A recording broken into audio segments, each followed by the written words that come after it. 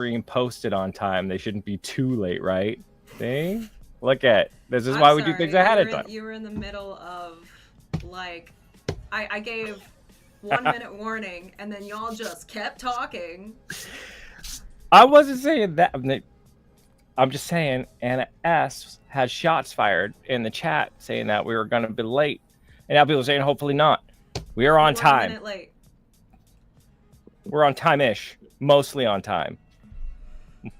Mostly dead. Big group of ADHDers, 1 minute late is on time. Yeah, it's not bad. Why does it always have to be my job to make us on time? Man, you just got the systems, I guess. We can change it up if you want. I'm just always the one with the audio issues. Hi, everybody. Fashionably late. We are fashionably late. Oh. How's everybody doing today? This is our Q&A stream, although, I mean, yesterday was supposed to be the design stream. It pretty much turned into a Q&A stream. But in this portion, this is where you can cue us and will A. This doesn't sound right, but you know what we mean. And then also, if you have voices in the background, they are not your imagination. Say hello, our Patreon members. That seems too quiet. Hello. Hello. Hello. Yeah, I was gonna say I knew there was one more in there. Hello. They're in the background. They are like they're our call in. In the background as part of their Patreon privileges, able to come and just chit chat with us as we do our thing. Let's see, doing pretty well. Don't forget the pin. Yes. What was the pin? I know there's one here and there was one here. What was the pin? What is the pin? Do you know this one was your pin. This one here was your pin. I would have written something down if I cared about Chat, this was her pin, was it not? It was a thing you wanted to talk about that I was like, no, we're ending the stream. And you're like, one more thing. And I'm like, no. Anyways. The voices in the background are members of our Patreon. For our Q&A, they get to join if they're the journeyman or above, and they get to be part of the vocal little hangout. They get to listen to me try to figure out audio issues before we even go live. Yeah. Hey, somebody says, hi, how do you two know each other? I just met Maddie on the street. I said, hey, would you like to be on like a stream of some sort? She said, yeah. So here we are. Oh, I hear some kind of noise in the background. Who are the could you maybe do something medieval baby inspired? You're gonna have to be more specific. Like something for a baby that is medieval inspired? Or is it a medieval baby? Because at that point, I think he'd be quite old. Is it something specific? If someone said, sorry, it was your pin. Damn it, Bear! You're supposed to be on my side. Damn it! I'll have to look back eventually. Awake. What, Kit, Maddie? Will I get to hunt you at Rec, or will you be absent this year? It's your assassin. Oh, hey! Unfortunately, we will be in hiding from you now that we know that Jay said we yes are to be hunted. Baby. That doesn't clarify. It's like the word stays. But it's still clear. Well, maybe they're talking about like the monkey paw, make like a mummified baby that would have been a baby in the medieval times. That is like, so is dark. Medieval from the medieval times, like it's like one of those little jars where they were first like trying to learn anatomy and stuff. That would be fun, but again, real dark. We'll be making some more. 2 different leather maps for Lord of the Rings. You've made Sting a few times. So I was thinking. The leaf pin, the Lorien leaf. Oh yeah, the leaf of Lorien. That was real fun. Yeah, that was a really good technique you found out of mixing sand with resin to make it look like fired glass. So cool. I really want to do like a stained glass window eventually. I think it'd be a lot of fun. Or like actual stained glass, like that's pretty damn cool. And I just got like a brazing set up, so I think I can silver solder it's it. being clarified that he said yes for baby. So now we're being sassed because he clarified that it's for a baby. Okay. Medieval baby armor. Well, we just so happen to have somebody on now who's expecting baby, so like. Wow, way to throw him to the wolves. Yeah, we can make tiny little flail. That'll be safe. Just so the baby rattle that's shaped like a flail. Oh my god, I would make that. That'd be so cool. Oh, that's So I kind of want to make on that that now. topic, I Mm. already found, because I was going to do it for my sister-in-law, but she declined. But there are files out there, free files on Thingiverse, for a mace, battle axe, and sword baby flails that you just drop a couple of dried beans in them, and then it's a rattle. Yeah, it's. So I have the. I intend to do the battle axe. So A battle rattle. I love this battle thing. rattle. That needs to be, man. Anybody Battle rattle. who is looking for their next like good. Etsy thing, right? Battle Make rattle. battle rattles. I swear to God, it will sell like crazy. Just- It'll sell if you make battle rattles. Just You be have the aware name. that's also a term for military combat gear, so it may get confused. Battle Well, rattle? even better, it'll be a bunch of people okay, in the but, military who look it up and How they're much like, free time battle do rattle. military guys have on their hands that they come up with all the weirdest things to call things? a rattle axe is good too. VTR Addict just said a rattle axe. That's pretty good. I like that. Frags, can you stop spamming? Yeah, hidden stuff. I'm always jazzed to do. In fact, I just stopped myself from doing one on another project that I'm doing currently, and I'm like, I could probably hide something. I'm like, no, that's not what this is about. we're learning a new technique here. I have to stop continually adding things to projects because it just makes them late. It makes them take much longer than the original project was supposed to be. It also makes like the thing that you were trying to focus the project around, you tend to like forget it in exchange for pockets. You're still looking to level up metal chasing. Adams have just posted a YouTube on his learning experiences. Yeah, man, metal chasing was awesome. I'm definitely going to reuse that technique. I kind of love it. I love it very much. We've made so many leather pouches with hidden pockets already. Yeah. Basically every single leather thing he's ever made has hidden pockets. It's true. On the rare occasions I haven't put a hidden pocket in something, in the comment section, they're like, but where's the pocket? Which is fair. I think I'm just going to start putting pockets. Yeah, I'm going to start putting like tiny little pockets in things that don't need it. Like my drinking horn will just have a little pocket on it. Just like, aha. See, the fallacy there is that everything needs pockets. Everything does need pockets. Yeah. I saw something recently that was talking about like how badass military nicknames are kind of like they're never for a badass reason. Oh God, no. They're always for something embarrassing. If someone has a cool guy nickname, they're lying. It's made up. Or it's for something stupid. Like you think it's because of something cool, but it's like they gave a bunch of examples. I'm trying to remember it. It's like ones that you think would be cool, and it's just because like he's the navigator, and it's because for the first week of basic he was always lost. Like it's that kind of stuff. Like usually if it's cool, it's ironic. I've only ever had a had guy when I was in Germany.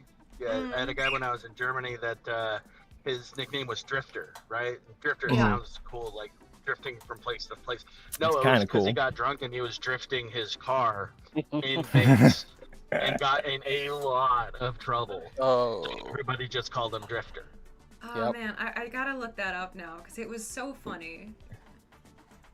Well, you do face prosthetics again, kind of thinking of creating things. Yeah, so I really want to do like elf ears. And the whole process of like casting your ear is kind of a pain in the ass, to be honest with you. And I was going to do it a little while back. I got all the stuff for it. But I also had fairly recently gotten more of these piercings here.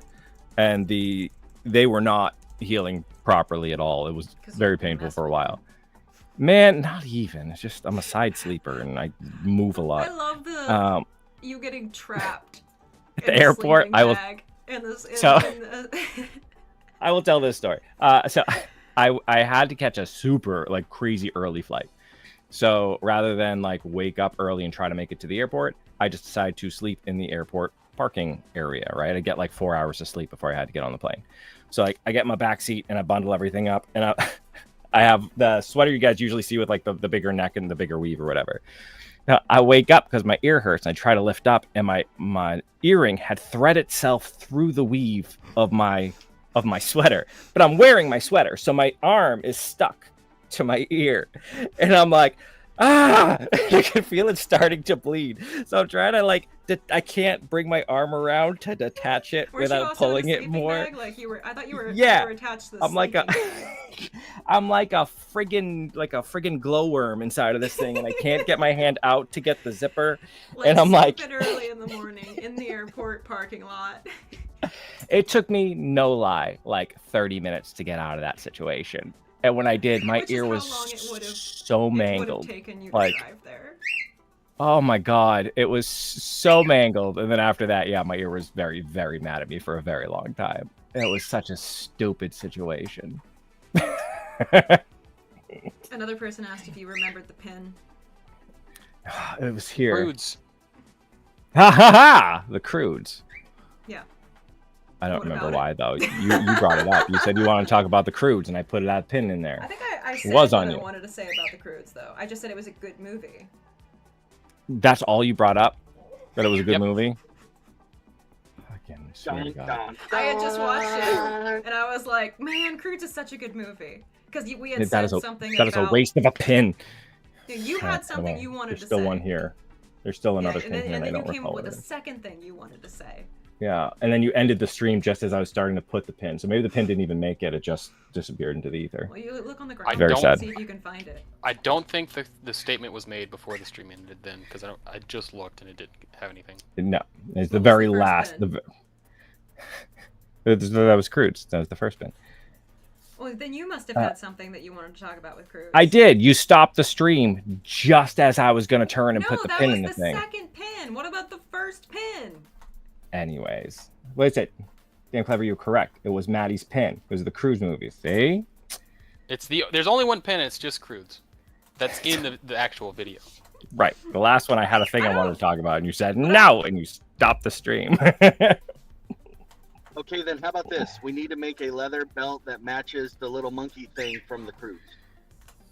The Punch Monkeys or the Sloth? The Sloth. Oh yeah, the belt. Sloth thing that he used as his belt. Yeah, the sloth he named belt.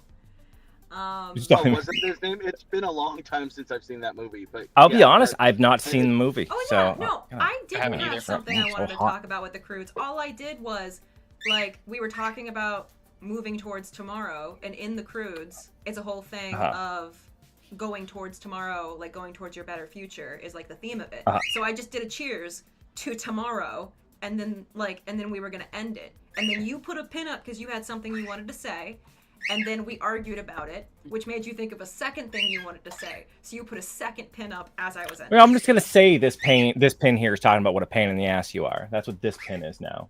Well, at least you remembered one of them. And I'm gonna keep it here. And everybody who looks over my shoulder right here, you know it's there. It's invisible, but you know it's there, and it says it very large. Yeah. You have to make a frame for it. Yeah, just a little frame. There's nothing in it, but you all know. You all know what it. We could visualize in our mind's eye. It could be like needlepoint if you want, or you can type the pins, and so the people watching the stream can see it, but he has no idea anymore. Yeah, no, you're gonna put pain in the ass and just put an arrow down at me. People are gonna Photoshop any and everything into it. It's true. It's true. Because it is the Q&A. Oh. Yes, true. Hi, everybody. Yeah, so I'm gonna start looking for question marks. If you could only make leather things out of one type of leather, what would it be? Veg tan. More options. Tan, I guess. Yeah, around there, between 6 and 8 ounce veg tan. Yeah, there's just, you can like wet form it. You can dye it to be whatever color you want. You can tool it. Flexible. Yeah, it looks You can better as it skive gets its and ass then make it kicked. thinner. Yeah, no, What it about definitely. a specific type of veg tan? Man, I don't know. So I How only does it get once more have used Oh, like you mean like the cut? like the there's different qualities of side too. Oh, well then the Like best. yeah, that one that I used when making the that green armor for Tandy. Oh my god, that was the Karash. oh, they messaged me and they were like, "What would you like to build this for us or whatever?" And I'm like, "What's the best you got? Like if you're opening your budget for it, I will take whatever the best thing you have is because I'm too cheap to buy it for myself." And there really is a difference. It's so nice. Yeah. Ugh. The word buttery was used. Yeah, I was just thinking that in my head. It's like buttery smooth. Like when you're beveling the edges, sometimes you'll get in leather. Some of you may not know. So it's well, not only that, but it's almost like in wood if you're going like against the grain or something like that. Like it chips weird. So as you're running your beveler, sometimes it'll just like make little like jagged edges instead of a really smooth kind of something. Like never. It was just gorgeous the whole way through. It's amazing. Anyway, next question. Does Maddie work out? Sometimes. She's inviting us to the gun show today. The gun show? Gun show? That's not muscle, it's just flab. I do have very defined shoulders for some reason. It's just my genetics. It's not because I work them out. When I do work out, though, my traps are what's up. Apparently. Man, I feel like when somebody asks you if you work out, it's just like in Ghostbusters. If somebody asks you if you're a god, you say yes. Just. I've seen. You work out, yeah, oh yeah, all the time. Little shoulder puppets and pets. You could do an episode making some pet familiars, dragons, ravens, etc. I really like the ones that you've almost got like a false arm down here and you're like kind of puppeting it and stuff. I love those. I think those are super cool. I'd happily make one of those. I think that'd be great. Yeah, I'm not opposed to making that at all. I'm going to be making a rather kind of large puppet adjacent thing. No, I would call it a puppet. It's a puppet thing. For a thing. It'll be in a while though. You'll see that one in a few months, I think. But I'm very, very excited to try. Today, but for some reason, people keep reposting their questions over and over. It must be because you keep going on tangents and then they get forgotten. They're like, put me back at the top of the stack. Yeah, I saw this person post their question again. I was like, that's the fourth person who had just been like repeatedly posting, and then I realized that their question was also at the very top of where it's scrolling. And I'm like, I see. Right. Yes. They're just playing the game. Yeah. Makes sense. So. Hello, Minnesota. There's two Croods movies. They're both amazing. Both Croods movies are amazing. Banana Bros for life. I think we just alternate our channel into like the Croods channel now. So I'll come at it from the approach where I have no idea because I haven't seen it, and you can just. I want you to explain the movies to me, but yeah, only in the movies quotes. Like you can't actually explain the movie to me. You just have to yell quotes in my direction, and I have to try to guess what it's about. You've never seen the Croods? I haven't. No. Oh, no, I watched it with Alex. Somebody's asking if you guys are going to go to Mythodia. Yeah. Hell yeah.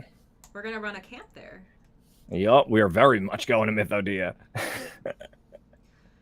You guys ever think about making like an emergency blacksmithing weapon craft kit? I don't know how that will work, but it sounds like a really cool idea to implement. By the way, I love your videos, guys.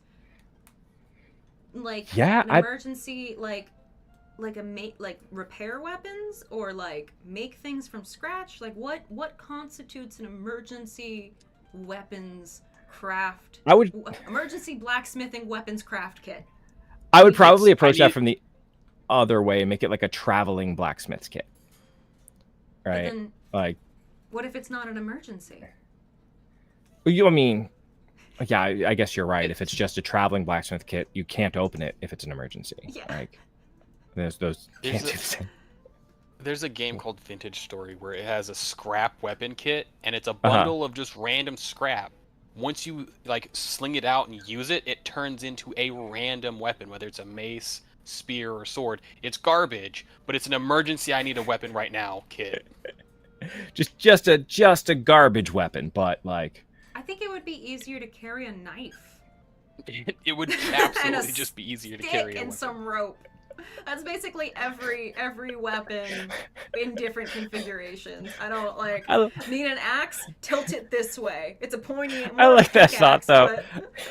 I like rather than just carrying another alternate weapon, you have a backpack that's like 400 pounds. You're like, but what if I need to forge a little knife? What if I need a crowbar or a pickaxe? So I can actually toss in something on this because I've seen some ideas of like what would be like your traveling blacksmith kit, and usually it's some form of anvil that is, instead of having a base, it has a spike on the end. So you would drive it into a log, and that becomes your base. It would be usually medieval times. Yep. We wouldn't have to do a coal forge. We could do like a traveling propane forge using like a map gas torch. Be cool. You can make a mini like gas forge using like a large Campbell's soup can lined with cement. A hell piglet that you can then just like insert it in. That becomes your heat like catcher. You probably could do that really well with like a bronze, so you don't have to get it as hot. Yep. Although I bet. But then it's. Oh, sorry. Go ahead. Well, I was just say that just like you just have some long handle pliers, a good all around hammer, usually like a square face, a rounding face, reversible sledge, and you'd be all set to go. There's your traveling blacksmith emergency kit.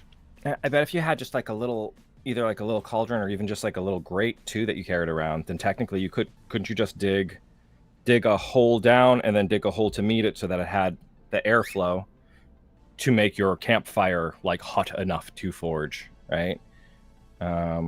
Easily. That's all you. It would be a matter of trying airflow. To make sure that you get those thermodynamics going on to actually pull it in.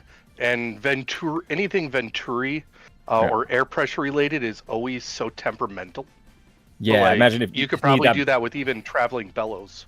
Yeah, it probably need to be like closed up enough so that the heat rising is enough to suck the cold air in order to keep some sort of thing where people can just inpoint questions, because we get to like one question every 5 minutes and I'm like losing track of everything.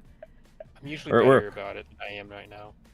We are the crafters. We will break down how to actually do the thing. I am anxious. All right, ask us the next one then. Go for it. I don't know what the next one is. I'm trying to look at you. I haven't been paying attention. The stream, the Discord, the music. Why don't you? Our friend Wild Fox is answering. Our friend Wild Fox is answering. Will you do more work with wire like you made those circlets? I am in fact currently doing a project with wire. It should be next week's project. It should include the wire. So yes, very much so.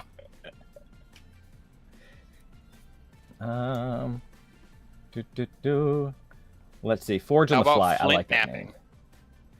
I've been wanting to do that for a little bit. So Flint's actually we get like chert around here. I need to figure out a way to source it. You can just get it online, I guess, but that feels like cheating. I'd like to learn how to identify in the world and do it. I'd be down with doing that. That sounds fun.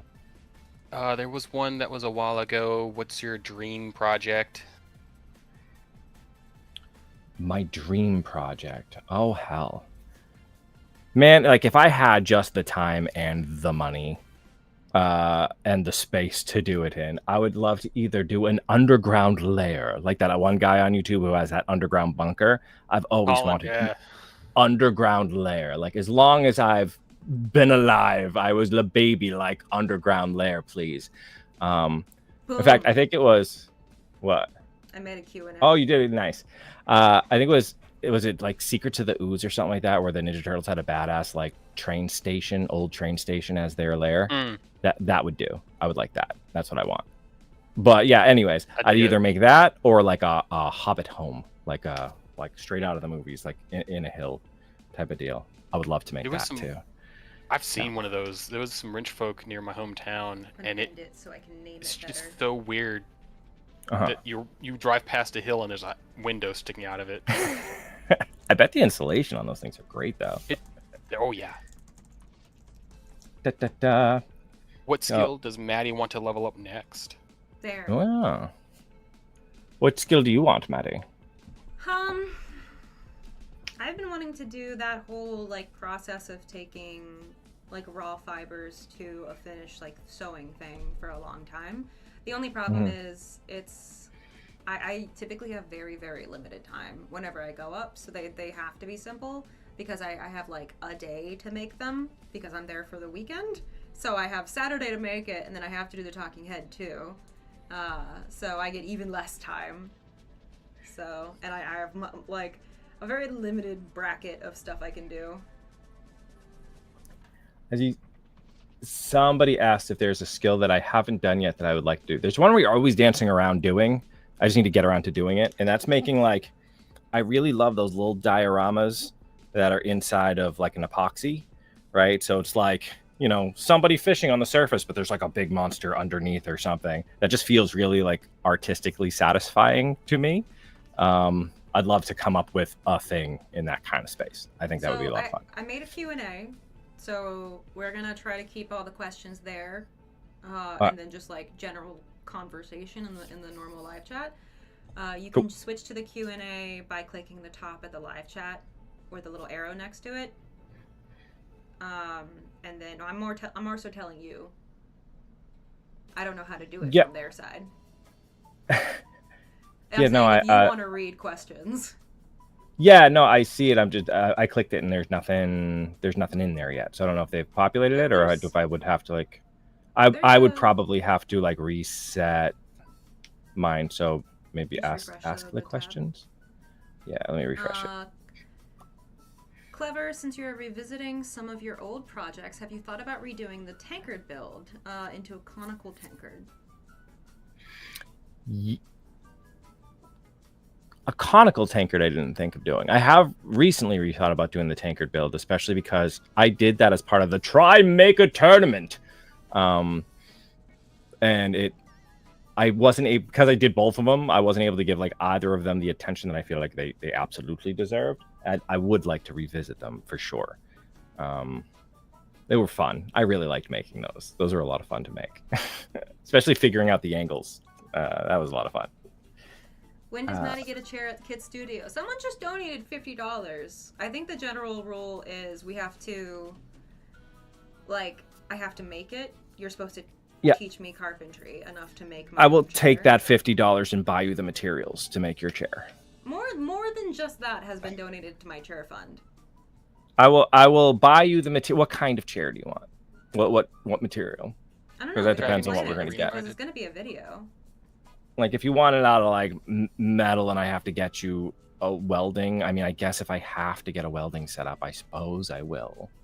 He says that like he hasn't been wanting a welding set for a long so time. Bad. I want it so bad. So bad I can taste it. Can you reinvite Dragon? Oh, somebody's been kicked out. I am unable to see the Q&A thingy. It just will not open for me, so... Just an FYI. You will have to... Are you logged in under skill tree? Nah. I wasn't sure both of us could be. I'm under the kit one. I can go to skill tree. We can both be in skill tree. Sweet. I'll just jump in now. Boop. Because it might be reserved for the like admin to see it. So it might just be a submission thing. Submit. Any advice for a knee brace for supporting the knee?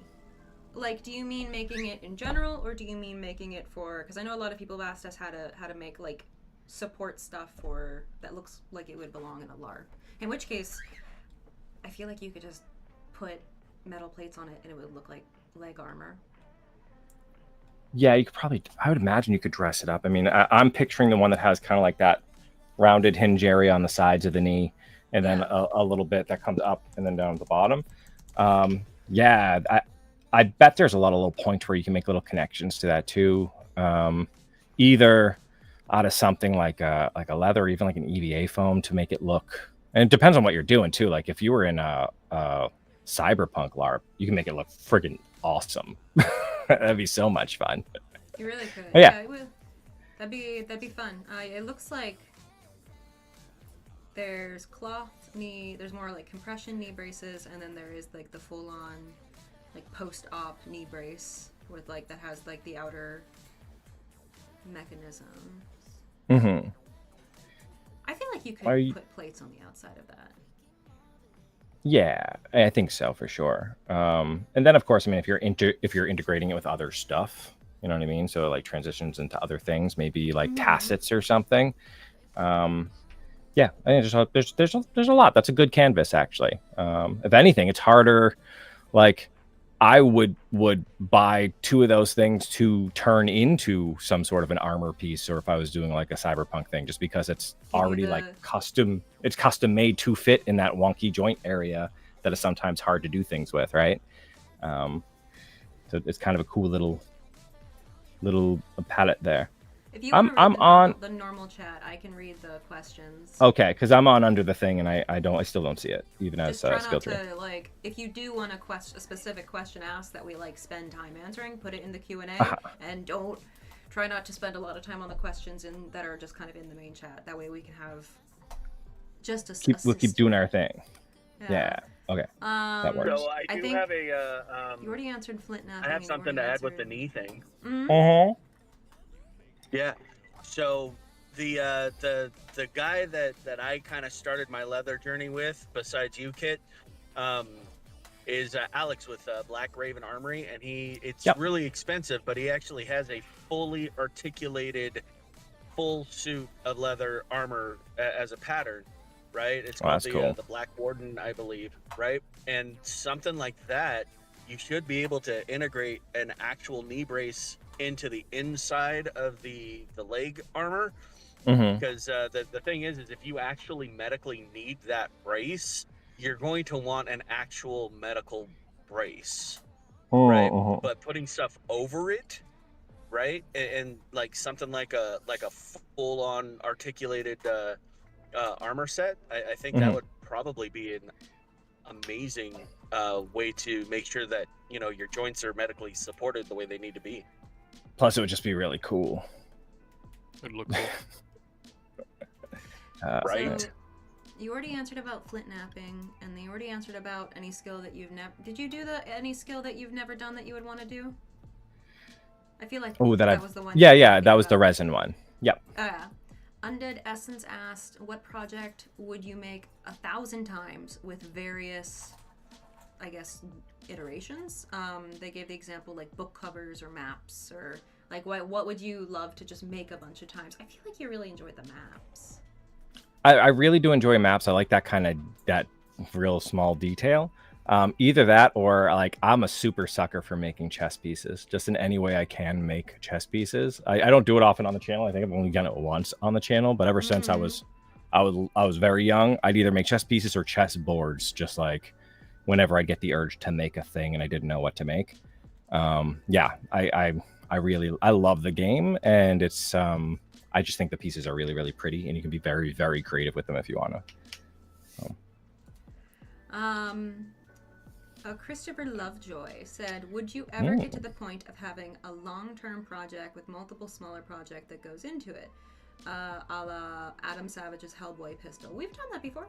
Where like we've had like a long-term like a project that we've done bits and pieces as its own thing. Like we've done the leather sets, we've done like overall costumes. I don't know if we've ever done like a single object that we've made into like. No, I've got some plans for it's not a moon. I call it a Death Star, but it's like a laser. It's a thing, but I'll have to make a bunch of little pieces for that to put together. So maybe on the horizon, but yeah, I think someone's actually done that already.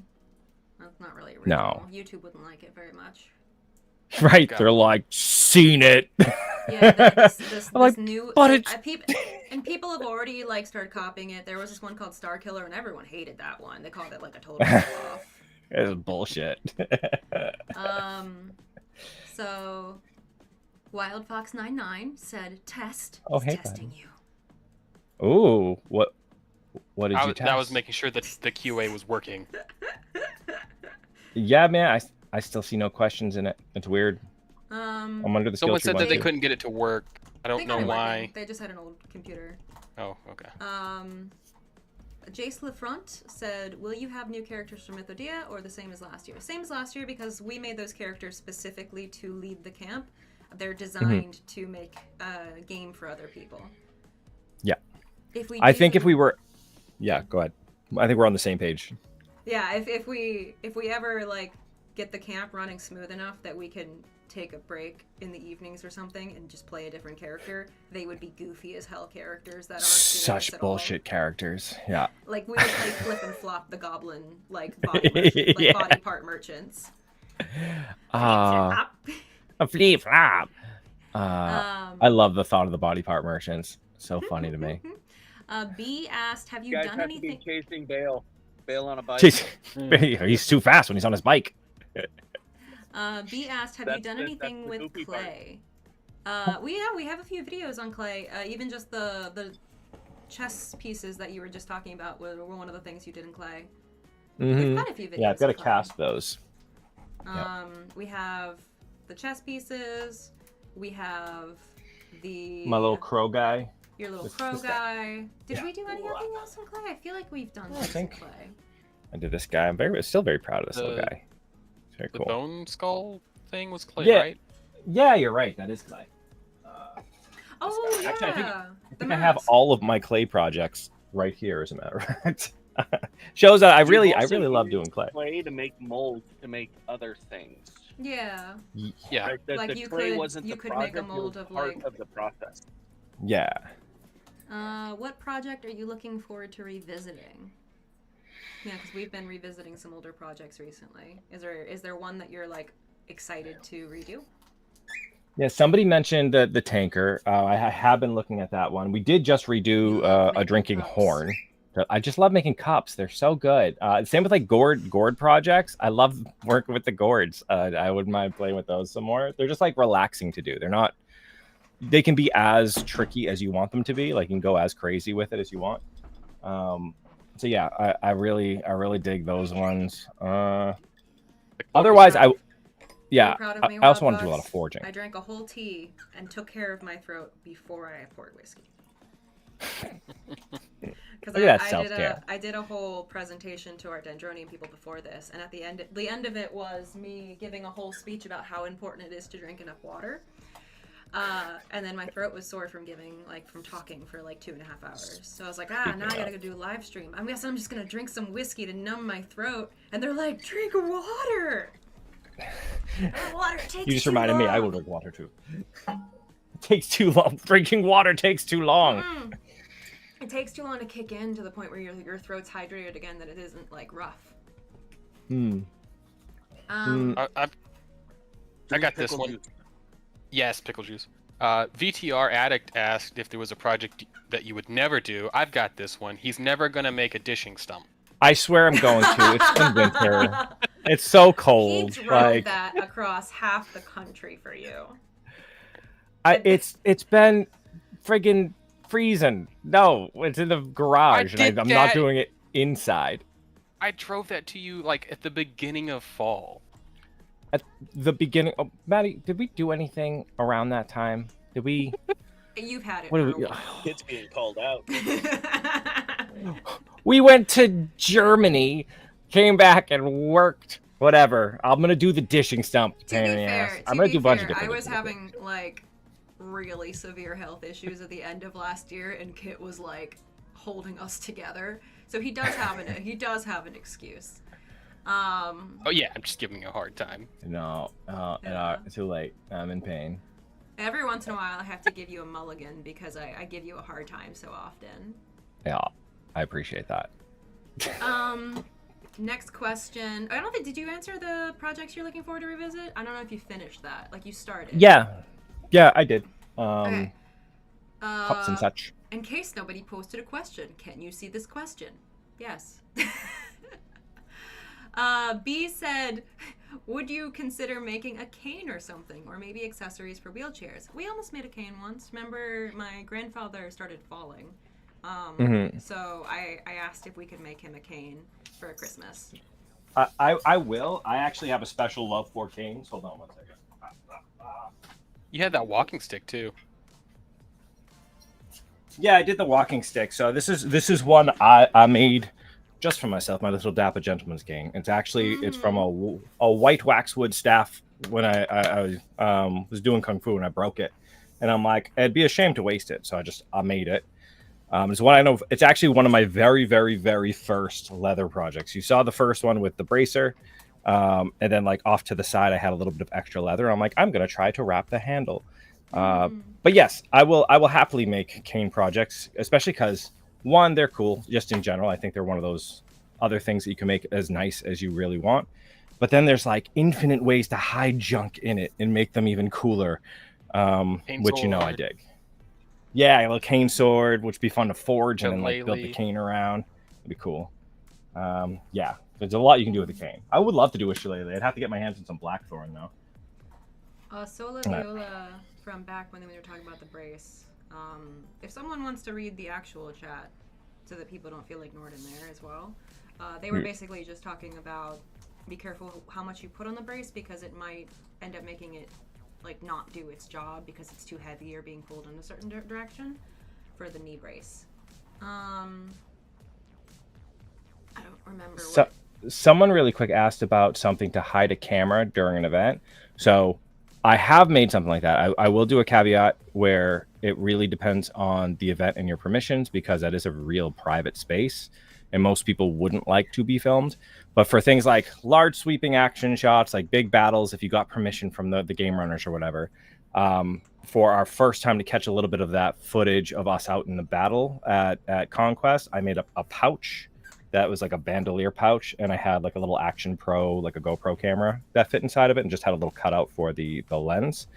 Yeah, I think that's one of those things that it overheated. I would put little vents. I've learned now. I could make it better. But yeah, that's one of those things that I'm on the fence about showing because I think if a lot of people end up doing it, yeah, we don't want to encourage it. Yeah.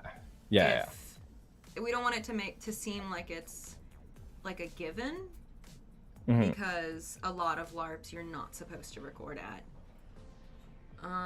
Yeah.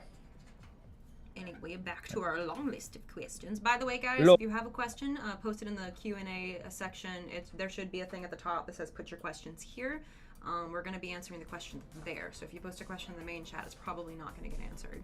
We're just trying to keep it organized so that we're not losing people's questions. Yeah. So what kind of Texas Haas says, what kind of welding are you interested in? TIG, MIG, or stick? Man, I've done stick welding before, which I really did enjoy.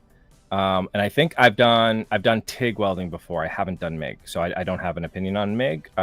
So currently I'm picturing getting like a little TIG setup, but I'm open to suggestions. Tazlin Silvercat said, have you ever thought about redoing your very earliest stuff to see how much of your skills you've improved? We've done that a few times. We did the very first video was the bracer. Then we made the wing bracer specifically to show off like how much you've improved with just like detail work and just handling leather. And we've been redoing projects a lot more recently. Like we've redone 3 or 4 projects at the end of last year. The most recent Ranger cloak was a redo. Oh, that's so good too. I was wearing it the other day because it was cold down here, and it's like hanging on I have one of those like Bob boxing buddies in the other room that's wearing it. And yeah, I was just chilling, like walking around. The leather to it was just clutch. It was amazing. Oh yeah. I love how much that weighs it down. The problem with like a wool blanket like that is it doesn't have the weight to it. So like at first I was gonna just fold it over and put some sort of a weighted thing at the bottom, but adding the leather to it, it's just like the perfect little drape. Oh, I love it so much. It's really good. That's one of the other ones that I'm like real proud of. I like that one. No, thank you, Adelina. Sorry, it took me a moment to be. As we know, Maddie struggles with saying words that she hasn't said before. My brain learned English more so from reading than speaking. I was the kid in the corner while other people were at recess where I was reading a book. They said, don't forget to like people. Basically, like liking the stream. Oh, yeah, thank you. It always makes me happy when, like, the people, like, our audience kind of push it for us. It feels very, like, oh, thank you. Yeah. Oh. Speaking of, that means that I have to do my, everybody out there in the audience, you could be up here talking to them and interrupting them very rudely like Dragon I did. is the by biggest joining Patreon. supporter of our Patreon It's true. that's ever existed. Every time he's like, guys, just so you know. He's so good. You're so much better at our job than we are. We should hire him as our marketer, but then he'd be paying us. Then we'd be paying. We'd be paying him back. He would just with his own money. I already make. Thank you I and already thank have you. 3 jobs. I think I'm good. Yeah. That's why I'd be volunteer service. Oh, that. Yeah, write it off on your taxes. We're we're the needy. No. So my my Patreon, because I own a leather business and I have learned so much from you guys, I write off the Grandmaster tier on my Nice. taxes. It's a subscription. It's an industry subscription. Yeah, you get man. one access with someone who can like basically train you. Yeah, Or well, try what, out man? stuff. I don't know, man. It might be the opposite. He's so good at doing templates. I think I need up my template game. He's real good. Last time we had our one-on-one chats, he was like, "No, man, you got to do this." I'm like, "Oh, okay, let me write this down." So again, Tesla's proud of me because I got their name pretty well. I'm good with Z's Nice. for Store some reason. tickets. I don't know why, but I'm good with Z's in words. Infinite feedback loop.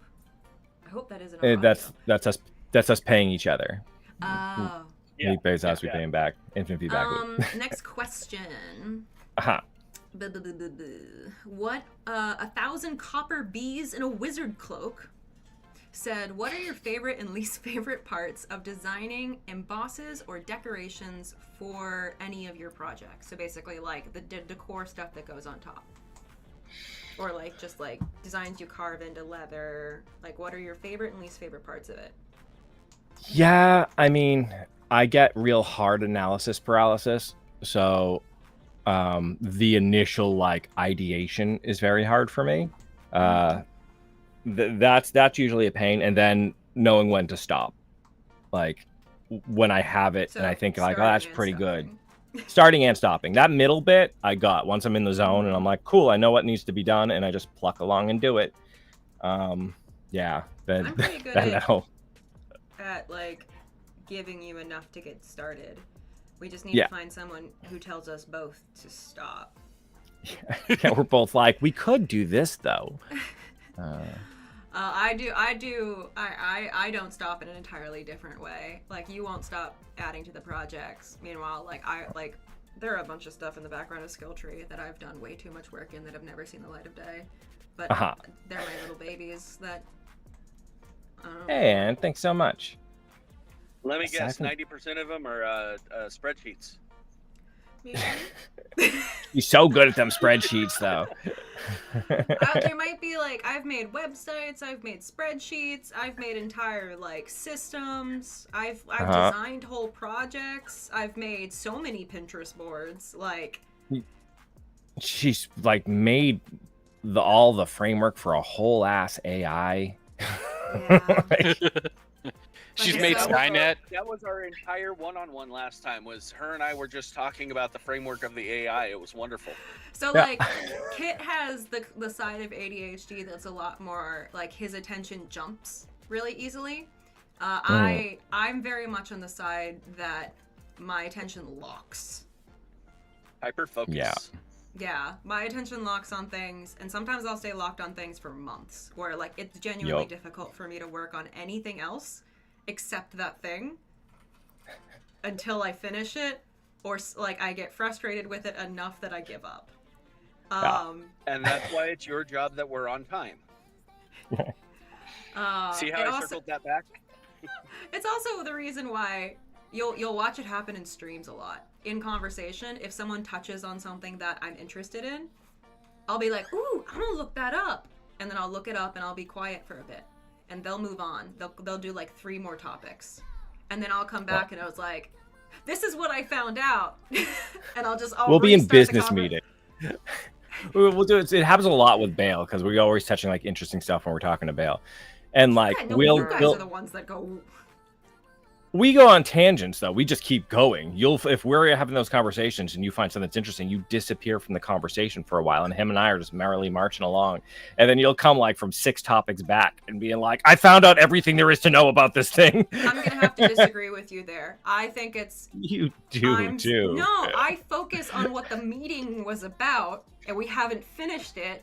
Meanwhile, guys jump 6 topics further. And now you're talking about a completely different thing. You're misunderstanding. I know I do that, but with Bale and you, I don't. No, you're keeping us. You keep us on track for the meeting. By the time we've run that far afield, the meeting's over. There were so many meetings with Bale. There were so many meetings with Bale that I just let you guys have fun because I know you're both stressed, but I'm in the background being like, there are questions that aren't answered. No, our meetings with Bill is usually like an hour of like solid, an hour-ish maybe of solid like getting stuff done, and then like 4 hours of just screwing off. So B, what advice would you give someone who wants to create their own craft YouTube channel? I have my answer if you want to do yours first. Sure. First and foremost. Yeah. We all have our answers. Just start. Like for sure, just like the hardest part is getting out there, and your first, it's kind of like the little YouTube trope, like your first bunch of ones, they're gonna suck and nobody's gonna watch 100%. So like your first 10 to 15 or however many, that's you learning how to do it. And learning kind of what your style is going to be, because you might go into it one way and be like, oh, I'm going to be this type of person in front of the camera, I'm going to try to do these type of projects or whatever, and then when rubber kind of hits the road, you're like, ooh, I don't like the way that feels. I like this kind of vibe better, and I like doing it this way. So like don't be too precious with your first bunch of videos. Just get them done and get them out. That's like the number one thing I can possibly say. After that, if you want to take it seriously, like have a bunch in the hole first. Like don't be in such a rush to go out, because this is we're perpetually behind. Don't follow our lead. It's a big time commitment to do it and to stay consistent with it. So if you don't have a few that are already done kind of in the background, you're going to find yourself very stretched very thin very quickly. So those would be my 2 biggest things. I think that's with any kind of YouTube channel, not just a do-it-yourself one. Crafting channels are particularly tough because YouTube really likes a pretty strict schedule, and crafting is not something that is easy to do quickly unless it's something that, like, if you're planning on learning new things, it's more difficult, like we do, because we have to learn it, plan it, do it without having an idea of what we're doing throughout the entire thing, and we have to do it in a weekend. So I guess I'll give more shallow advice in the beginning, and then if you want deeper, more like technical advice of creating a craft YouTube channel, just put that into the Q&A. We'll circle back to it. But plan for the craft to take 3 times as long as you think it's going to. Video, like it's a lot to record it. Makes it twice as long. Then projects always take another twice as long. Then you think it will. Then you think it will. As you're figuring stuff out, things go wrong. Things don't work like you think they will. So yeah, like plan for things to take 3 times as long as you think they're going to. If you have something you already know, like Kit knows a lot of woodcraft, it would have been smart for us to lean on that for a little bit to get videos in the bank, before YouTube decided that we were more of a leather channel. If you want to do well on YouTube... What brought me here? I was more just like, it would have been nice to have more varied content from the start so that it didn't think that we're just a leather channel. Because YouTube, once it thinks it knows what you are, that's what you are for a while. Yup. It's a slow ship. That ship turns real slow to get YouTube to change its internal keywords about you. But yeah, figure out what type of crafting channel you want to be. And then, yeah, like, invest in better audio first before visuals. Audio is a thing that kills channels really fast. No one wants to listen to a bad video. It's honestly better for you to have captions explaining what's going on than to have a bad mic. Yeah, for sure. Audio fatigue is a thing. Dragon, did you say you had some advice too? Is that Dragon? Yes, I do. Yep. So, I don't currently have one, but I have had a fairly successful YouTube channel, just social medias in general, right? So, definitely try to get in contact with people who have been doing it for a while in various different genres, right? Because, like, you may not be a car channel, but somebody who has had a car channel for 5 years is going to have some stuff that will pertain to you that might be explained in a different way than another crafting channel. Something that I'm currently doing is I am picking Kit's brain as much as I can when my schedule actually allows me to do the one-on-ones that I pay for. That Maddie has to put back on the Patreon. Yeah, but you know, pick the brains, like, try to get some one-on-one time with the people who are actually doing it and doing it successfully. And don't rely on one or two people either. Just try to get as much information from as many different sources as possible so you could figure out what worked for you. Because the thing is you don't want to be a carbon copy of another channel. That's not a good thing. True. You want to have your own flavor. You want to have your own techniques to it, and it needs to come from a place from you. A place of authenticity. That's what I was looking for. You know, one of the greatest ways to get that one-on-one time with Kit is to become a Grandmaster Patreon like me.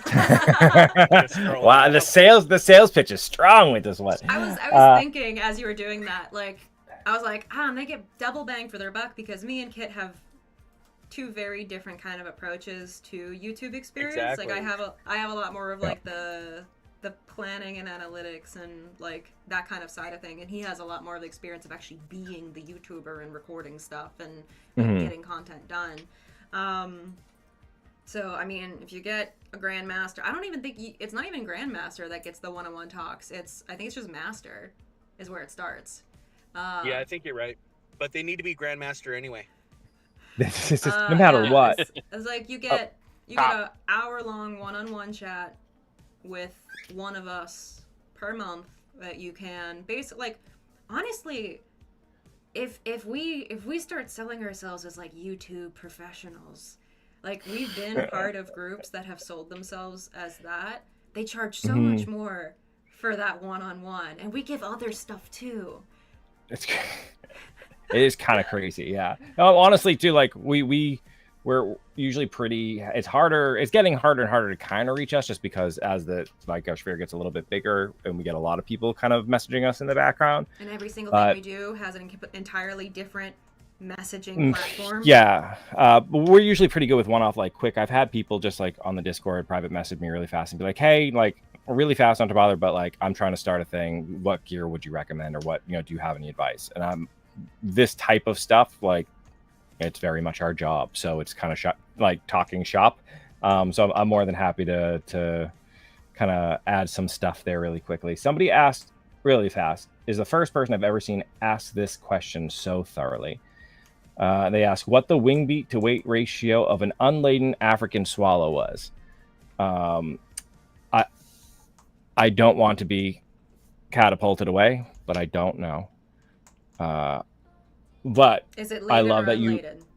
That's what I'm saying, though. It was such a thorough question. It's unladen and African, like, covered the bases. So, like, Yeah, good job, I guess is what I'm saying. So next question. How do you like your coffee? And why is it black? It honestly, yeah. I like it black with just a little bit of salt in it. It takes just a little bit of salt. It actually reduces on your tongue. It reduces some of that bitterness. So you just get kind of like the other notes of the coffee, especially because I like really kind of stronger coffee, or I guess more roasted. It's not stronger, it's just stronger flavor. But yeah, I just add that little bit of just a tiny bit of salt to it, and it will change the flavor of it subtly, so that bitterness gets tamped down. And you can taste kind of the other stuff in it. If I'm trying to enjoy coffee, like I enjoy wine, that's how I prefer to drink it. Otherwise, like just quick and dirty before work, like with just a little tiny bit of dairy in it, milk or cream, I really don't care. I just like a little just to tamp it down just a little bit.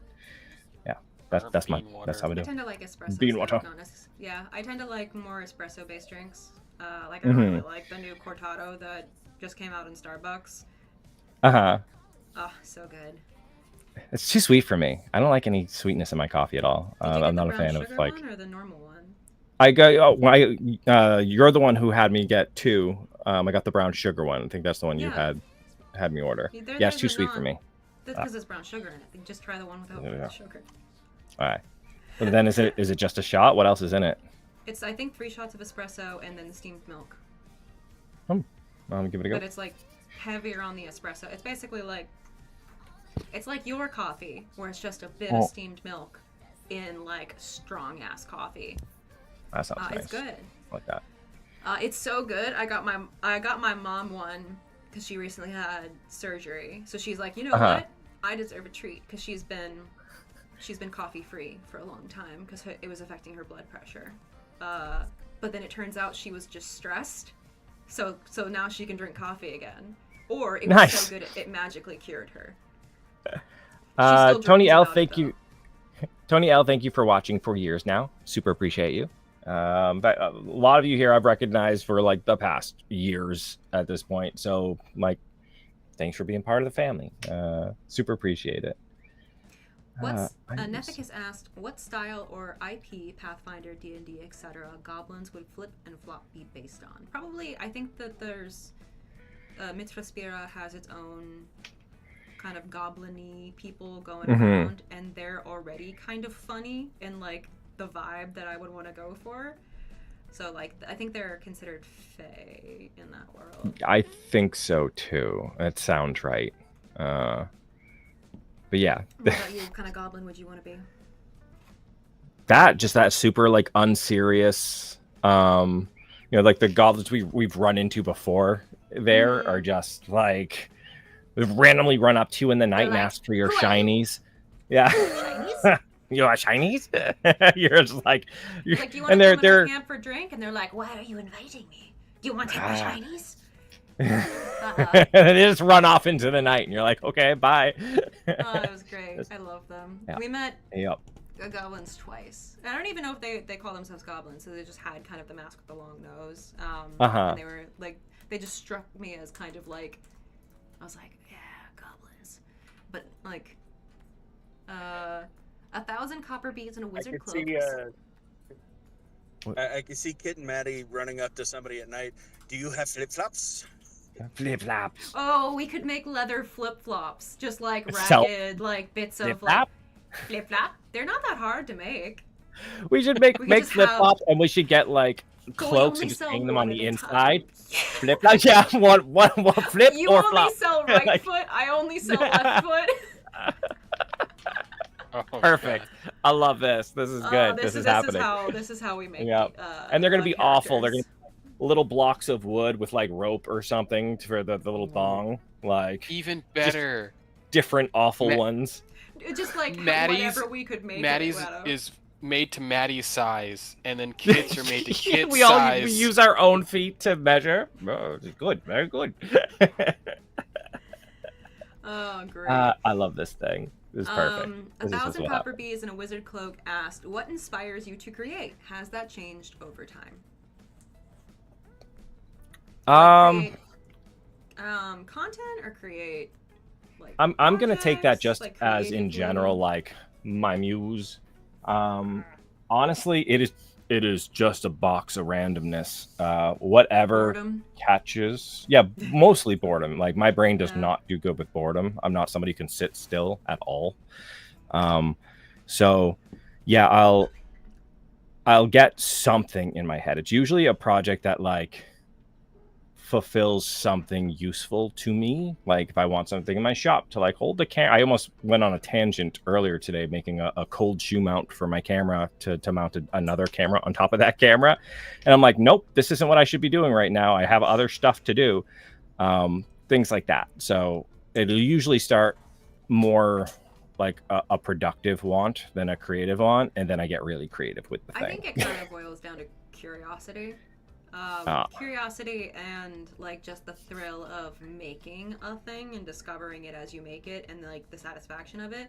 So it's like progressively pushing us forward. We have curiosity, and like pushing us forward from like running away from it, we have boredom. Both of us do very poorly with boredom. I remember I was sent to my grandparents for a summer one year when I was young, and almost like a week into it, because they had nothing to do there at all. There wasn't anything around. I was so bored. I would curl up in a ball and cry and call my parents and beg them to take me home because I was so miserable. And then like only looking back on it now, I was like, I was so bored. Like when you're a kid, you're just like, I'm sad and I don't know why. But I was like, like, I was just bored. Like boredom's one of the worst, like the most damaging thing that you can do to a human brain. I like my very, I won't go too on a tangent. I know we got a lot of questions, but my first job, like my first real out in the world job, I worked at a Dunkin' Donuts, and I worked like the shift where you open in the morning. It was like at a gas station. It was at like 4 a.m. I had to be there to set everything up. So just I didn't like people, so nobody came in at that point in time. But like I would do random crap. Like at the time they just had like all the tea bags in a bin, and you grab that. So I took the original box that came in, and I made a little spring load thing on the top, so they all like tightly packed down. So every time you pulled one, the rest of the stack moved down, and like it stayed tight. And like I just make crap out of everything around. Yeah, for me it's very much like a necessity thing. Someone said, be careful. You know the old saying, curiosity killed the cat, and satisfaction brought it back. Oh, nice. There's a saying for everything, including the opposite of other sayings. The problem is most of the sayings mean the opposite of what we're using them for nowadays. Yeah, like what is it? Just sayings just jack of all trades. Mm-hmm. And master of one. Yeah, is oftentimes better than a master of one. It's how that actually goes. But people always stop halfway and just go, jack of all trades. And it's like, no, it's not a bad thing. It's a good thing. The rest of that phrase is a good thing. I've actually looked into it, and some of those that people say are only half finished, like, it's not actually. Like, the original wasn't half finished. We just added the rest on later. And I think it's just, like, who cares? Like, if the new version fits you better, then that's your new saying. Like, the only way that these sayings exist is to pass on kind of the things you value. So just find the ones that represent what you value.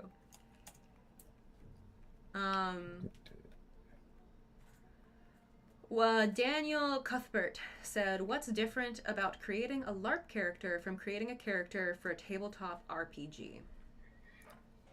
You have to actually do the stuff, and like people have to buy in. So like you can show up to a D&D game and be like, this is my character and this is who he is and this is what he does and all that kind of stuff. And people at the table, like your party members, they buy it and you act it out. Whereas in like we've told the story before, Maddie, about the story Bale told us.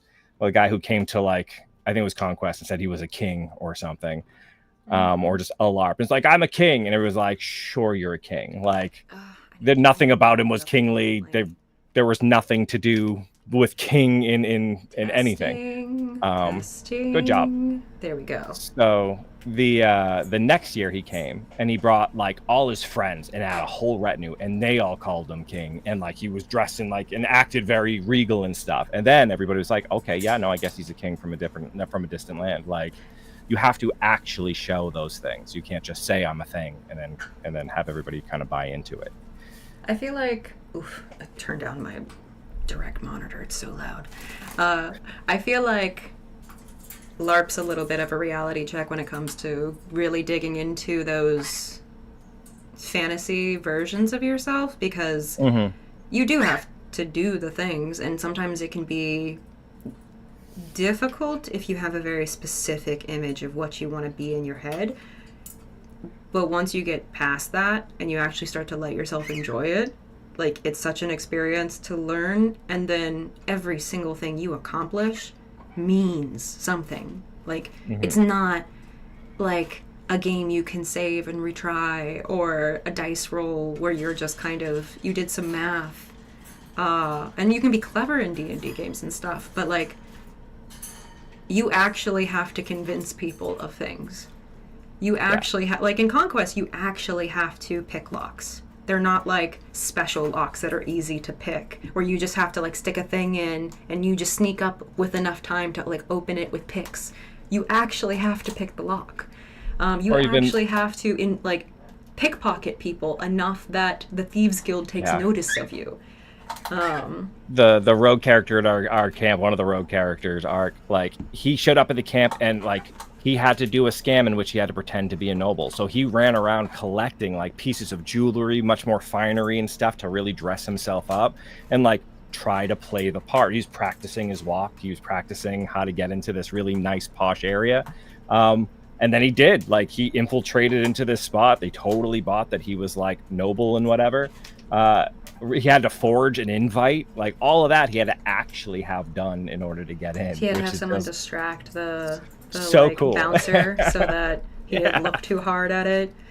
You have to. It's that really deep satisfaction you get in a D&D game when you pull off something clever, where you get some plan across. You manage to use your abilities and everything in a very like smart way that impresses the DM, and they're like, damn, didn't think of that. That's like everything you do in LARP. Everything that you manage to do is that level of achievement, because you do, there is no, I have a high stat in this so I just happen to be good at it.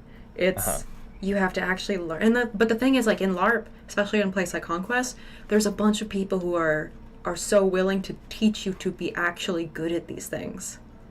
Yeah. It's like the dude who was going to do our like magical blacksmithing. We don't want him to do that, and we're like, we're going to have our own weaponry so we don't have to go to the wizards and stuff and buy it, but you have to go through the certain track. So he's like, I'll do that. I think that sounds interesting. And he disappears for a day, and he comes back, and he's like, where have you been? He's like, I've been actually blacksmithing. Like, in order to do this track, you have to go take real classes to learn how to do blacksmithing, and then once you've passed these classes, you can then go on to like learning how to enchant them and stuff. So like for that whole time, he kept going back and actually working at a forge and making stuff and learning how to actually blacksmith so that he could say he could like craft magical weapons. So cool. So I'm so gonna do that. That's so cool. I think that's the coolest friggin' thing. And it's free. Like, you got free blacksmithing classes. That's so neat. I don't understand why my mic is going down in the streaming platform. It's not on my side. I know, because it is literally at the highest gain I can put it at in its own settings. Like, I opened the settings. It is at the highest gain. It's like at 70 plus.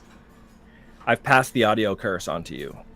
My audio's pretty good. Tech that's like, this is gonna be funny. Slides yeah. it down. Ha ha ha ha. The thing is, like, there is 4 different auto gain settings, and none of them are on. So I was so expecting to go into there and just be like, oh, I'll just turn something off and then it'll be fine. There's got to be some kind of balance setting somewhere. Well, they're saying it sounds good on their side. So. The thing is like, if it was on Streamlabs, you think it would be doing something with the rest of the audio, not just mine. Well, they're saying that it sounds nice, so. Because I turned it all the way up. I typically try to. Power. Yeah, you did the Phantom Power. I think it won't actually. Yeah, it won't turn on without the Phantom Power. But yeah, like if I turned it up until I hit the yellow because I was I'm loud now because I turned it literally as high as it goes. But I looked and it wasn't even hitting it wasn't even touching near the yellow before. So anyway, I'm just gonna live with that. So I might sound a little bit peaky, but I can't really do anything about that. It's so peaky, guys. Did you hear that peakiness? Unprofessional. Kind of. My mic is straining. So peaky. Back to the questions because we do have we have 15 minutes left of the stream. All right, do it. Oh jeez. We have a lot of questions actually. Speed round, go.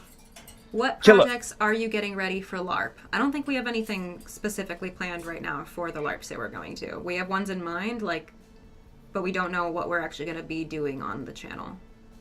Yeah, for sure. We actually need to get together and do that. I think you said that the last meeting. You're like, we need to do stuff for getting our characters ready. Been very busy with a bunch of other stuff. I've been saying that for months. For ages. Maddie, do you want to do fiber to fabric? Could you work on that at home? Not really. I don't have any of the camera equipment, and also I have very, very, very limited space. If the boxes behind you are not behind me are not a good indicator, I don't have space for anything. 1,000 copper beads and a wizard coat for Maddie. If you could do another clown face painting session, what would you clown yourself? I feel like one eyebrow up, kind of weird, just a weird face. Because I was doing them by emotion, so I feel like quirky, I don't know. Inquisitive. I would just pick emotion. Is there a way to get into your camp? Yeah, we have on our website a way to sign up for a camp. We have a whole Discord about it. We have a video on our channel that explains how to get into our camp and what the kind of plans are for it. Someone said Ziggy as Segfried said, how about leveling up Maddie's backdrop? Is that a diss? Oh, slam. Wow. They later said, how about getting Maddie at least a green screen backdrop? I can hook you with a green screen if you want green. Although green screens are finicky. Space on it. It's true. She doesn't have any space.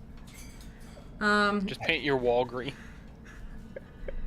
Deal with it.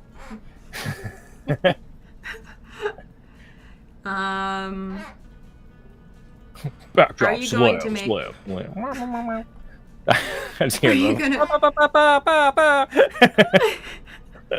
you gonna make any druid things? Yeah, we made some druid stuff. Actually, that's where the bear mask there had started, was with one of our druid builds. We can revisit that. I think my druid staff is still one of my favorite builds that I've ever done. I love that thing so much. Someone said, don't like it, don't look. Yeah, cover half your screen.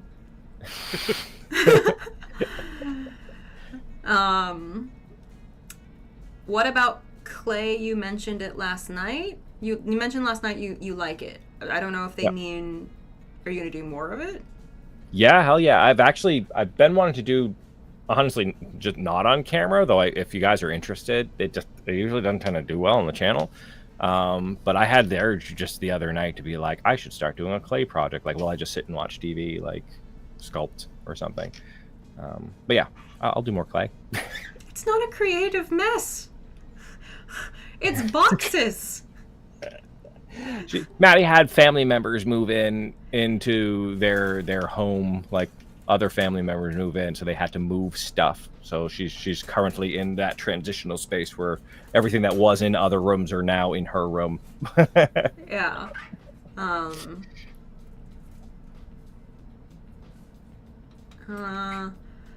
Firebird asked, what has been your favorite skill that you have learned or gotten to learn because of the channel? Clever, not including leathercraft, because we know you love leathercraft. Also, you guys are amazing. Thank you. Well, thank you. Like my background? Is it amazing too? She's gonna be like, man, I really like forging. Forging is a lot of fun, especially when I have the time to like really do it. Again, like clay stuff, like I probably wouldn't have gotten into it again unless the channel kind of dictated that I would try it. And also the wire wrapping, like when I made those little wire wrap crowns and stuff, I really liked that. I thought that was a lot of fun. I want to make them stronger. But I thought that was a lot of fun too. Yeah.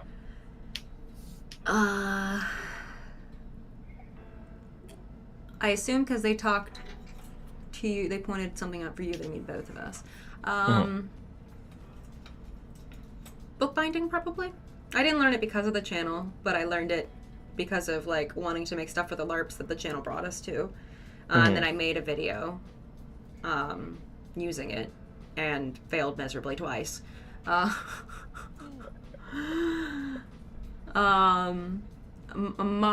Hort said, can you teach us to make fake wounds? It's a plaster and glue type stuff used in theater. Can't remember the name. Yeah. Oh yeah.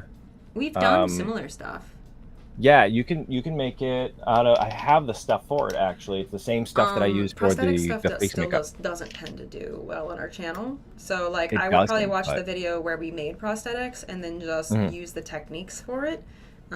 Especially like the very early one where he was making like the devil mask thing, and I think we did a prosthetic thing. No, the zombie makeup. Remember when I did the zombie with like my face ripped apart? The zombie, yeah. That came out so good. That video did not do good at all, but man, I loved that one. It came out so good. Such a shame. Frankie J wants to know if I have the time to listen to them whine. Is it about like nothing and everything all at once? It's a song. Sorry, I just had to complete it. My brain wouldn't let me not.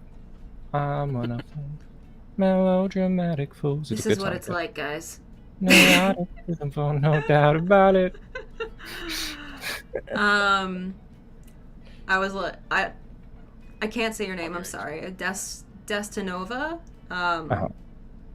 Butel Schneider. Will there be something like a cooking show again? Probably not. YouTube really doesn't like when we do stuff other than kind of that like base core crafting videos. So like even going as far as like sewing makes things not do as well. Anything not like blacksmithing or leather crafting, YouTube doesn't like. We might do different channels if we start getting into that. So if we get big enough where we can like make this a sustainable living and I don't have another job that I'm doing on top of this one. Up there. Yeah, then we'd probably start just other channels for those types of interests instead, not just put it into the skill tree channel, because it'll just tank the skill tree channel. Y'all need to join the Patreon. I love you, Dragon. You're so good. Or just subscribe. Yeah, that too. Or just watch the videos, like all the ones that you keep asking for us to do. They didn't do well because people didn't watch them. Yeah. True. The best way that you can make our videos do well is when it drops to like just click it. Like YouTube judges it based on like the first hour. It's like a rolling effect. The better it does, the more people it pushes it to. And then once it's been out long enough, it kind of dies down. Right. WildFox99 asked, when is the next game stream? Is that just because you're personally invested in that answer? I mean, it could be both. We can do another game stream. I like doing the game stream. I ask you all the time to do gaming stream. Yeah, we just need to fit it in. Like, if we just put it on the calendar like this, you know, just a Friday at some point or something, that's easier. Every week, you're like, do we have a live stream this week? I just don't keep it in my head. Yeah. When you guys have a design stream that you don't have a design to work on. Yeah. Oh, we can figure out in advance. We can throw them in the mix every once in a while. Somebody real quick asked if we have. I want to direct them to it. If you look in the earlier episode, somebody asked if we had a way to make simple tools or something on making simple tools. If you're talking like leather crafting tools, then yeah, I did one on making. Yeah, check the leather crafting using, playlist. There's yeah, one yeah. for creating stuff out of like forks and stuff. Yeah. You should make a device that pats you on the back, lol. You totally deserve it. I don't know, he does that pretty easily himself. I got to stretch anyway, so it helps. Eric said, what is the largest terrestrial mammal you think you could fight in a one-on-one combat using a single piece of medieval weaponry and win? And what weapon would you use? A human. And... Elephant cannon. Yeah, and distance. Yeah.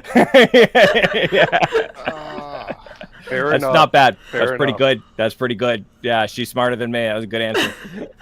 I've been playing Kingdom Come, and we just blew up a cannon. So I can't hit anything with those hand cannons. I'm super bad at those. So that game, I'm more used to it because I played the first one to death. But the targeting is always higher than you think it is, and they don't give you any kind of marker to tell you where you're pointing. That doesn't help me at all. I hated it in the first game. I have aimed with every part of my screen and missed every single shot. And the thing is like it also depends on how long, like what type of arrow you have, what type of bow power you have. So like you have to learn. I'm good with a bow and arrow. It's the hand cannon. I will throw it at somebody before I hit them with a freaking bullet. So what ammo are you using? The standard ball. I have some spread or scatter shot ammo. I haven't used it yet. Maybe try that. You still miss with scatter shot? it's a close up. I'm trying to hit people from far away. Yeah, I don't think it's great for long distance. I think that they didn't have rifling back then, so like it just goes away. I think that's but when you hit someone, they die. Oh, it kills them. Yeah. But you have to hit them, and you have like a 5% chance of actually hitting what you're shooting. I think it's just you have to hit them closer. See root beer alert. Yeah, it is. Firebird asked, also, what happened to skill shields? I don't mind them being gone, just curious. Also love the fact that Maddie, you actually spelled my name right, has started at her input as the crow. It is awesome. Yeah, I add the input of the crow whenever I have time on the edit. So if you see the crow, it's because Maddie had time on the edit. Otherwise, it was like I finished the night before and then passed out in exhaustion. Sometimes the morning before. But the shields, we answered it a little bit before, where we want that leveling up system to actually mean something. So we want to have like a curriculum where you can watch these videos and actually level up, and by following those projects and supplemental videos, you could learn the skill. So we're waiting until we have that curriculum figured out before adding them back in. Yeah, so we'll have episodes that are just like things that I kind of like, more passion project-y stuff, like the bigger projects that don't really fit into those little skill things, or like if it's like a level 1 on something, but I went crazy and decided to do like a lot more than what a level 1 person would be able to do. Then it just becomes a passion project. Yeah. He gets one passion project a month. He has to spend it well. Yeah, so with that though, the thought is like eventually you should be able to just take those actual like level up videos, and if you were to string them together, that'd be the same as if you got like a Skillshare thing or something. Like it's actual classes that you'd be able to take all together and learn how to do a thing. That's what we'd like to have for you. I can tell you that if you just follow the 2 different leather playlists that you have up, you get to where you get to where Dragon is. I've only been doing leathercraft for a year. You do really good too. Oh, that's actually means a lot. I'm like, oh my god, emotions are happening. That hit me in my emotions. My heart grew three sizes. Fantasy Apprentice said, if only you did more metal work. I know. I jump in that. Just gotta get a dishing stump, I guess. Welcome to my life, where you're trying to get him to do like a project, like a single project. Yes. I've been trying to get glove videos forever. Like, it's like a weird buzzing in my ear. I don't. We were supposed to make a metal mask? Yeah, man, I need a dishing stump for that. It's almost like I said something about that. Next question. My heart shrunk again. Screw you all. Fantasy Apprentice asks, any advice for selling your crafts? I don't think we have a lot of experience with selling our crafts because we're so busy making the videos that we don't. Dragon's good. I would go on our Discord and ask people in there. There's a few people, including Dragon, who have started making a business of it. Yeah. We're the wrong ones to ask. I hoard everything I make. I've tried to get him to auction them off. Like, people could buy the projects from past videos, and I've yet to get him to actually follow through.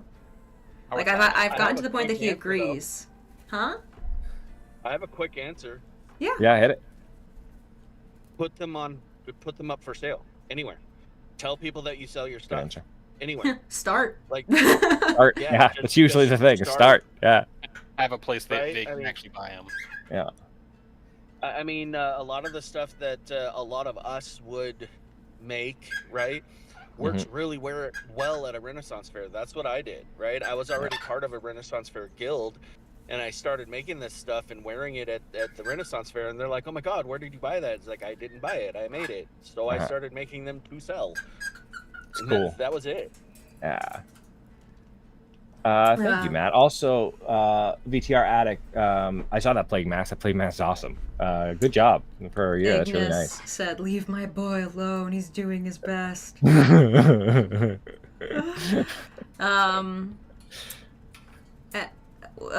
Addict also asked, we all know Clever is really... This isn't a question, VTR Addict. It's a comment. We all just because you put right with a question mark at the end doesn't make it a question. We all know Clever is really just a leather daddy using this as a way to pay for his real hobbies, right? Man, yeah. Again, Dragon. We got a lot of people in the early days of the channel asking you, sending us emails asking you to make them kink stuff. Yeah. Send those emails to me. I make the stuff. Yeah. I'm actually doing the Tandy After Dark classes because Tandy is my third job now. Oh, nice. Yeah, congrats. No, man, that if you are into leatherworking, that community will get you paid. It's a really big community that's always asking for stuff. I think and the stuff's really good, really nicely made. F. Dort asked, since you like chess, what about making a box for chess pieces that folds flat into a chessboard? I literally just showed. I have a whole Pinterest board. Yeah, that's a thing. I've sent him so many inspirations of that kind of thing. Yes. We were gonna make a portable casino, casino in a box, that would have had something like that. Yeah, I still want to make that, by the way. Ziggy Segfried says, it seems like the channel is slowing down over the last year and relying on the financial buddy system. The channel seemed better 2 years ago. Financial buddy system. I don't know what you mean. Maybe. So for us, one, I guess not slow down. If we look at our analytics, we're growing faster than we've ever grown. As far as slow down this year, we've taken, I want to say 2 weeks off so far to not die. So I'm real curious as to what you want from us, I guess. I don't know. Someone's asking Pensic War. They've asked a couple times. We would love to go back. Well, we have a specific place for questions. I know, but they've asked a couple times. They asked way earlier on too. I would love to go back to Pensic War. It's just usually it's right at the same time. We are very much going to Conquest. We have a whole camp we're running, and it happens at the same exact time. That's really the only thing that kills us. Otherwise, we loved it. Yeah. We tried to go last year. Not last year. The year before. Time passes so fast. Yeah. So many years. So many years. It is kind of hard to get comments like that. The one about the channel slowing down and stuff. Yeah, no, it's kind of a shitty comment. I think they're just missing the context of what's actually happening with you guys and what's going on in the background. I think it bothers... Join the Discord. Join the Discord. Yeah, I think it's just it tends to bother at least me, and I know you in the past have just a lot of times it comes from people who really don't know what it's like to produce content and such. So it just feels very Like you want to explain it to them, but then you can't explain it to everyone.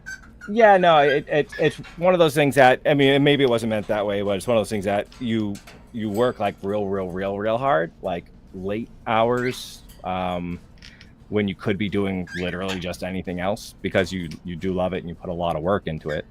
And then to just like randomly have a like, bam, you're not doing enough. It's like, fuck.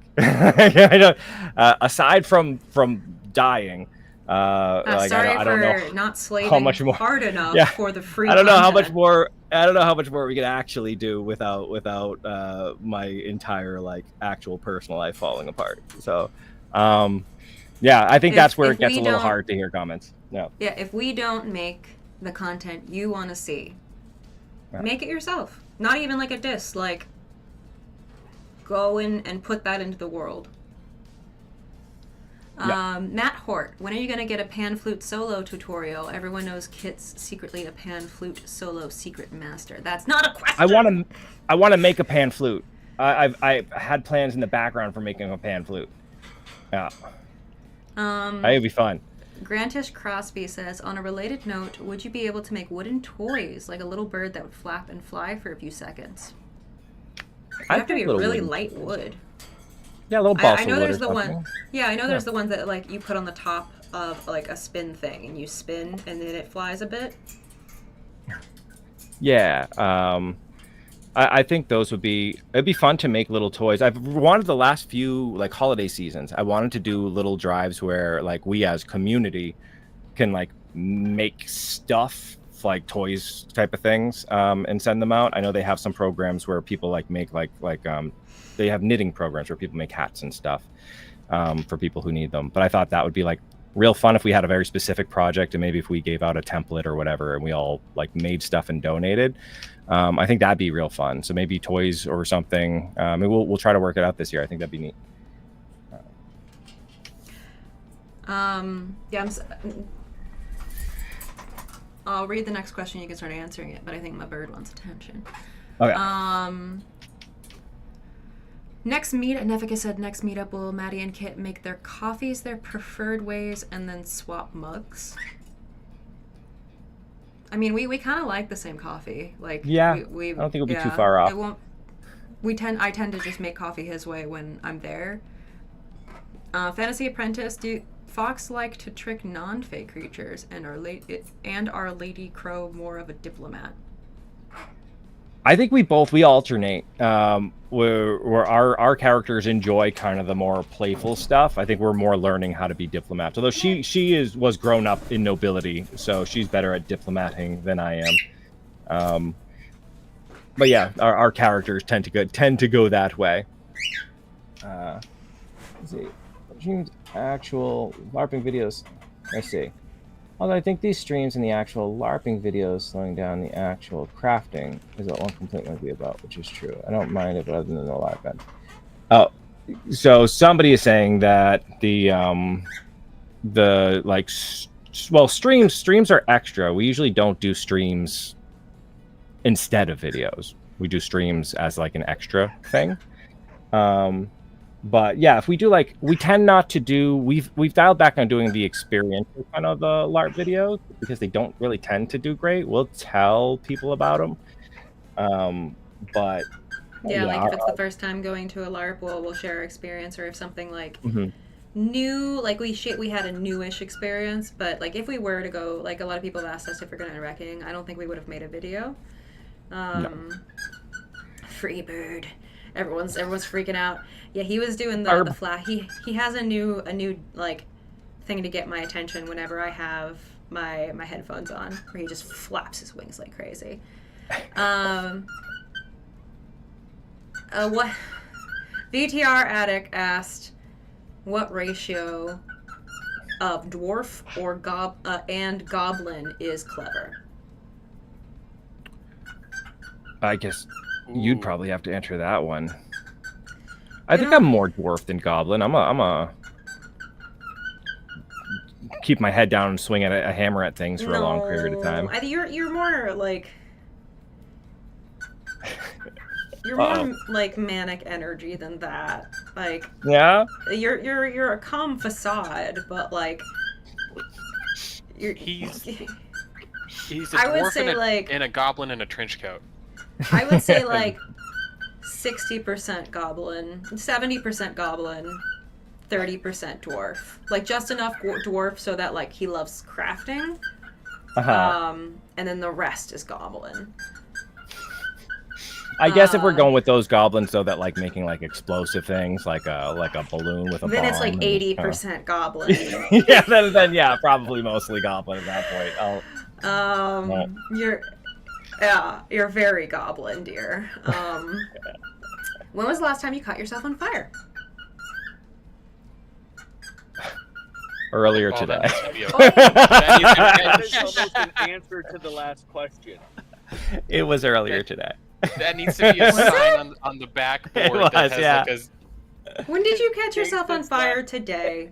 It was just so quick. I was trying a new. I got a map gas oxygen setup for like a brazing torch, and I'm used to like oxyacetylene setups, and the controls were different. So you have to turn on the map gas to like the flame to a certain height, and then I kept getting the ratios wrong, so I kept putting it out. So I was trying to like, I had the little directions, and I went over to read it, and like the flame lit touched here-ish, and there was definitely like a moment I was wearing another shirt. I had to be like, and then just keep reading. That's the thing. Like whenever he lights himself on fire, he's very nonchalant about it. I guess if it happens so in often. love. Yeah. It's experience. Goblin. 90% goblin. 90% goblin. I don't know, I'll like own that being calm around fire seems dwarvish. Goblins would get excited by fire. I guess that's the difference between someone who works with fire and someone who sets things on fire. I do both. F. Dort says, "Would it be better to record what you are doing then voiceover?" Yeah, that's what we do. He records the projects first, and then he does the talking head, which is what we call it. Yeah. Normally you can't see it, but this laptop is there, and it's playing the rough cut of everything that I did over there, which is where the workshop is. So I like in between takes, I stop and I'm like, all right, what did I do next? And I look at it and I'm like, okay, and then I talk. I don't have the memory to remember what I did. Or the forethought to plan it in advance. So. Clyde Cactus asked, "How do you feel about learning musical skills? The spoons are a fun party trick, if nothing else." We're actually both taking singing lessons again for like we've taken them in the past. We've decided, because last year was so hard. Both of us are like, we need to enrich our lives again. Yeah. A little bit. We need to be people just a little bit. And I like learning music. I know how to read music, and I've learned, well, very little, but I learned some guitar, saxophone, cello. I really like the cello. I did that one for, I want to say, like two years, and I'm trying to start with the viola. So, yeah, I like learning. I just ADHD, jump from thing to thing too quickly. So. Yeah, I've done guitar, piano, clarinet. Geez, what else? I really want to do saxophone, but I have too small of hands. So that's why I ended up with clarinet. I did flute for a little bit, but the choir director was really mean. Like he would threaten to break our fingers to make us be able to hit notes. Like we were children, so our hands were small. So he's like, if we don't switch notes fast enough, he's like, you're either going to get that note or I'm going to break your finger till you get that note. And we're just like, we are 12. I had a mean music teacher like that too. His name was well, never mind, I won't say his name. But it tracked. Good job. Yeah, I just realized last minute that I'm on the internet for the world. That you have influence. Yeah, that was almost a bad thing. But yeah, it was funny though. You should trust me. How much is this distracting you from your French lessons, and how many puppies has it gotten killed? No, I'm doing good. How many puppies are you responsible for now? I'm getting better with killing the puppies. I haven't killed puppies in a little bit. I'm getting much better at not killing the puppies. Thank you very much. That's not how you started that statement. I've gotten better at killing puppies. Matt Hort says, "Can we see those leather tool holders on the wall? That's awesome." These guys? Yeah, they're actually just kind of pinned up. So I'll pull this one down. I more made it so that I'd stop cutting myself when I reach for this, because this thing is like egregiously sharp. So I just, again, that's when I was like bored and out of necessity. I'm like, I'm just gonna make a thing to cover this over. But yeah, that's all. Just little shields. What? Why do I crack you up? Someone said, rolling on the floor, LMAO, Maddie, you crack me up. What'd I do? Let's answer 2 more questions. So we're going to get to the end of the ones that have been here a while. All right. I can't see them, so I don't know how many is up there. Yeah. Find out where we were. Daniel Cuthbert, follow-up question. I have to fight all the time. IRL. The character I want to play would be a paladin or fighter type. I know I can fight, but are there magical mechanics for being a paladin? Like, in LARP, that's extremely dependent on the LARP that you're joining. If you're talking about Conquest, there are no rules for that kind of thing. It's what you can portray. It's what you can convince other people is happening. I will say, if you actually have to fight, that sometimes makes it a little bit more difficult, because actual fighting techniques aren't. You have to hold your muscle memory back, basically. LARP combat's different. And the feedback is different. Yeah, like the if you're used to hitting, especially if you've done like actual weapons, either HEMA or any other kind of martial arts, that the LARP weapons they lack the weight or like that kind of force, so they'll either bounce or they'll like slide on through, and then you'll get people who can just kind of spam things that you'd never be able to do with a real weapon at all. So sometimes it throws you off. It throws you off a lot. Apparently, you give pan flute energy. Do I do? We already asked that. Fox is more of a trickster. Lady Crow's a diplomat. Are you, Tony L asked, are you going to make anything else for your dog, like the leather army you made for him? Probably. You love making things for Cerberus. I really love making things for I bought all the stuff actually to make him a new harness, like just a regular walkabout harness. I don't know if y'all would find it just kind of boring, because it isn't like on that fantasy theme. It's just a harness. I just want to make him a nice one.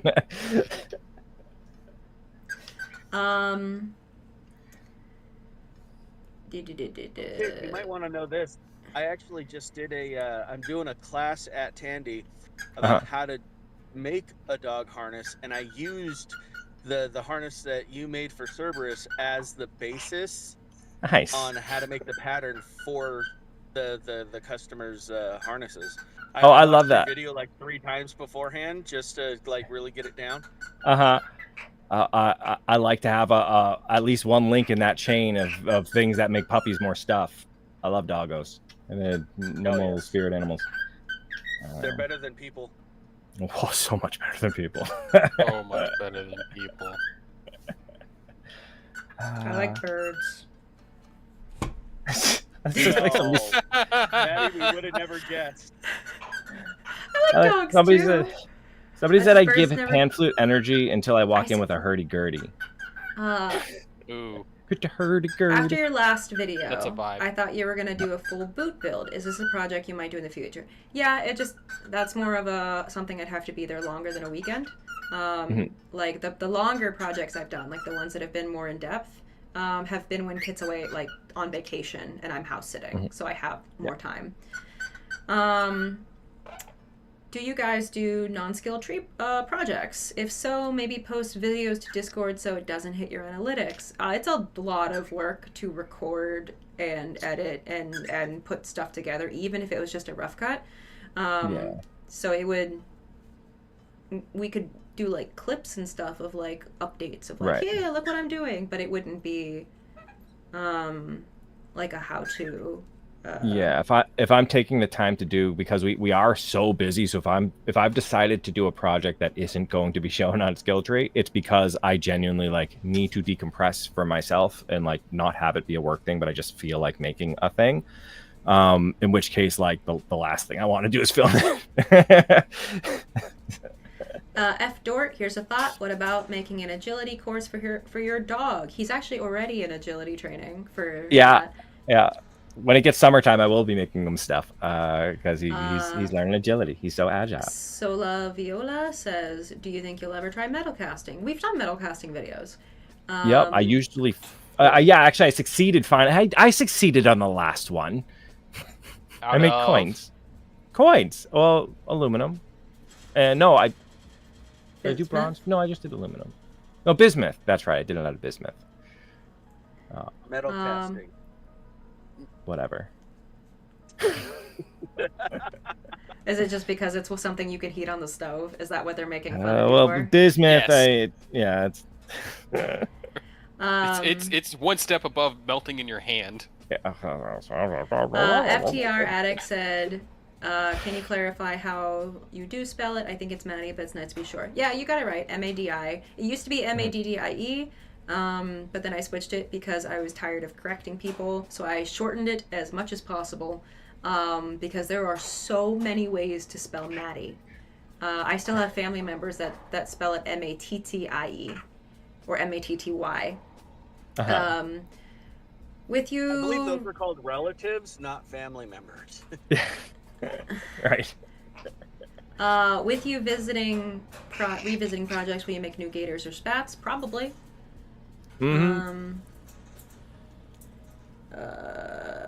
really want to do some like post-apoc stuff soon. I'd like to redo those with some post-apoc stuff. Make boots. Farrier, Full-on boots.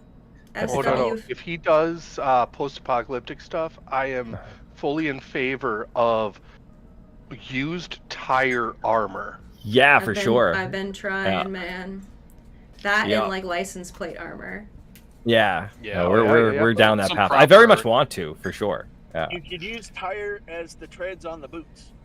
Oh, so yeah, that works great. Just like high top, like now I want like basically. I want a post-apocalyptic world that feels like a drag world, where like it's all like just epic fantasy, like just epic fashion, like over the top and like high platform boots that it's just like a really thick tire tread. Yeah, it's not out of necessity. It's just because it's what became hot. Yeah. It's just people making the best of a bad kind situation. Of apocalypse. Yeah, different kind of apocalypse for sure.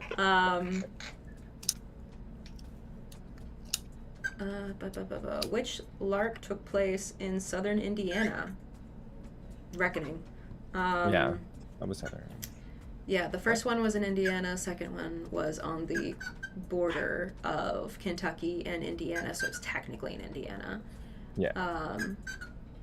Right? Yeah, I'm pretty sure it was Indiana. Yeah. Okay, because it was right across the river, and that's the border. Mm-hmm. And then I remember specifically being very, very, very tired, and then crossing the border to Indiana on the first one, and being like, oh, it's just like Ohio, but less. And what I meant was there was less buildings and stuff and more trees, but it was very funny. You just thought you were throwing shade on Indiana. Yeah. What are y'all's D&D character builds? Also Z?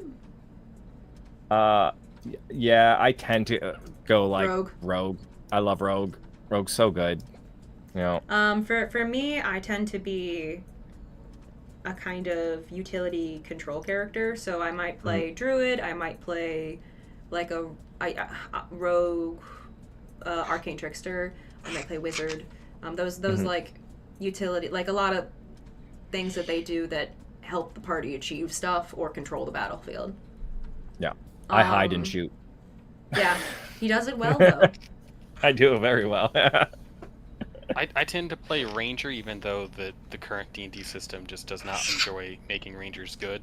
Yeah, it's real hard to be a ranger They've sometimes. redone it like 3 times too, and every time And it's it's gotten worse. Yeah. It's just they've just made it worse. Just do the Baldur's Gate Ranger, please. I haven't played Ranger in Baldur's Gate. Right? It's so fun. That's actually what my main character was a ranger, mostly because I wanted to talk with animals. Yep. The squirrel. Oh. I usually play warlock. I love me a warlock. Classic. Warlocks are warlocks are fun because they're very dynamic. They are an explosion of power in a very specific way, and depending on what type of warlock you build is what type of way. I as a DM, I love players who play warlocks. Yeah. I love warlocks too. 'Cause I like having to react to how dynamic they are and how like situationally powerful they are. Because they always surprise me. Hex blade, pact of the blade, and I usually have my packed weapon be a great axe. Nice. Yeah, tracks. I want like a barbarian warlock. That sounds cool. Like a Oh, that would be so dangerous. It'd be fun to make like a costume for. I feel like a barbarian warlock would just be like so badass. Cool look. Use the barbarian tassets that you made, right? With the fur. Yeah. Right? And your wizard's cloak, your blue wizard's cloak. That'd be cool. With that hood. Yeah. Yeah. I remember for a very short period of time, I played a bugbear paladin barbarian. Wow. It's awesome. He was a zealous or whatever. No, he wasn't a paladin. He was just the religious barbarian, the one that did radiant damage. Oh yeah. And then he was the ancient. No, it was Zealot. Zealot. Way of the Ancient, I think, is Fey based. Yeah. So basically, he had a glaive, and he's a bugbear, so he gets 5 extra points of reach because they have long arms. Oh no. And then he had the feat that if someone entered his space, he got an opportunity attack. And then he's a barbarian, and then so you could just... he has the ability to activate radiant damage, like to dump radiant damage almost like a smite into his attacks. So what he would do is just, and the thing is like, I played him very sweet. He was a very sweet guy, and he just wanted to protect his friends, and that's what he did. He was the front line, and if people ran at his friends, he smushed them. I think the DM ended up. He gave everyone a special ability, but then I'm a really bad player. Not because she DM'd too long, so like I've DM'd too long. I'm a bad player. No one should have me as their player. I get too invested in the kind of. I'm so used to dedicating so much brain space to a D&D game that I can't help myself but do the same when I'm a player. So in the end, he had to take my special ability away because it was basically like it was like some force damage that I could store in my body and slowly build up, and then I could dump it. Like I could choose to dump points into it, and if I stored up too much, it would hurt me. So I would just one-shot things that weren't even near me. Him smush. And like because I had so much reach, like he couldn't do anything about it because I'm a barbarian, which means I get move speed increase. And I have, what is it? Like 15 feet of range? 15? Yeah, 15. So I have half spicy. And then 3 squares away. Maddie smush and Maddie smush. And then if anyone enters my space, so I can just put myself between people. Yep. I can just like corner them on the edge of the map.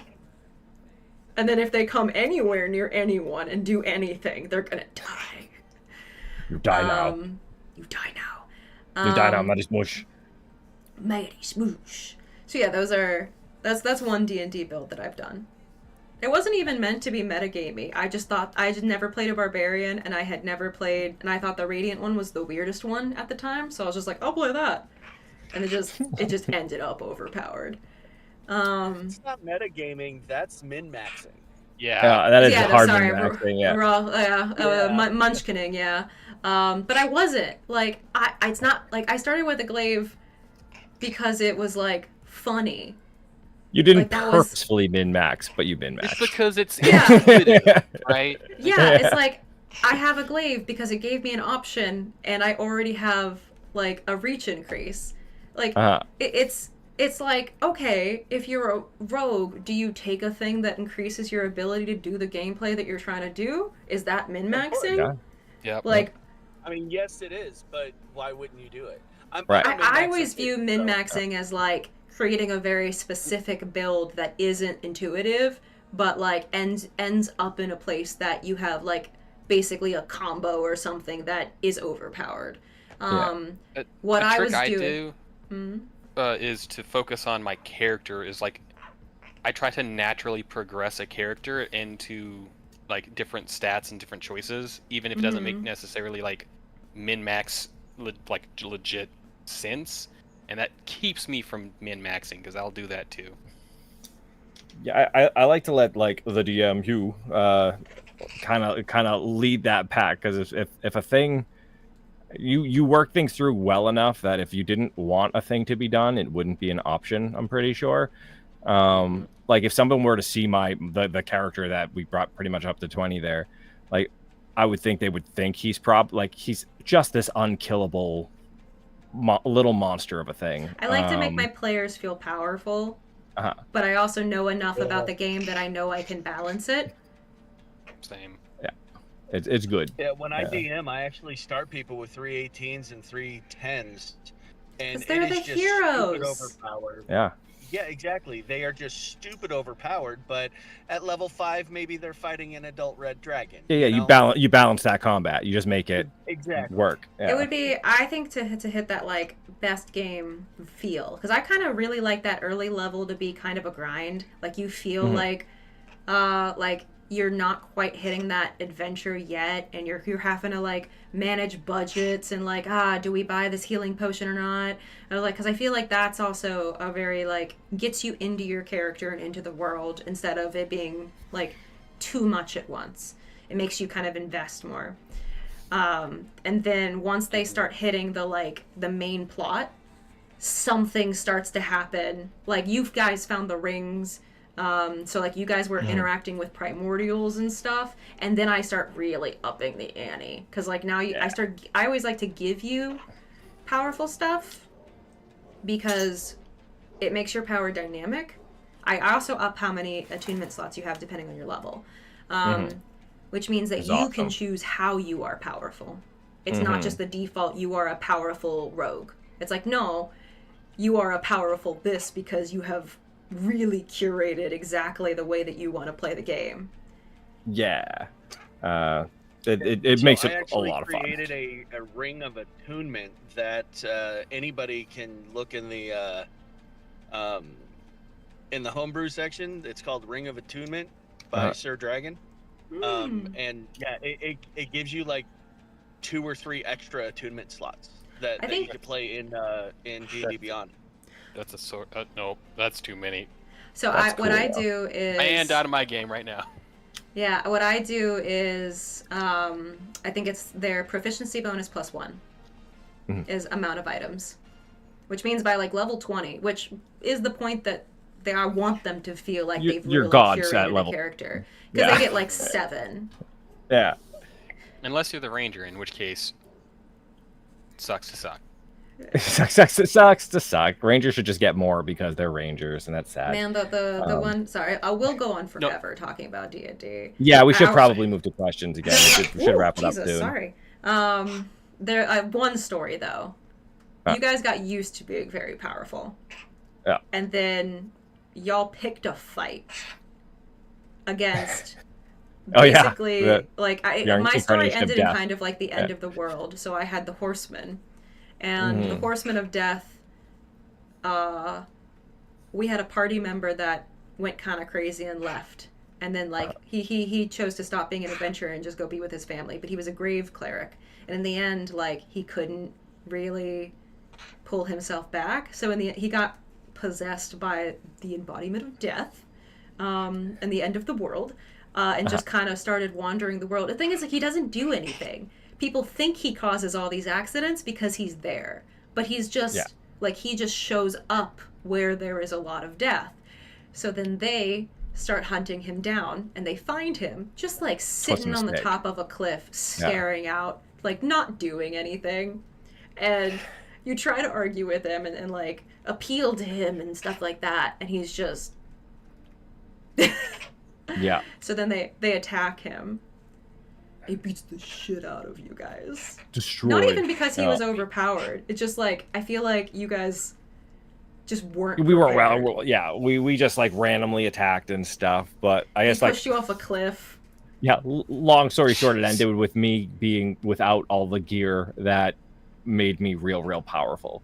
Yeah, he got knocked unconscious and then thrown off a cliff into a river. So then he got swept away.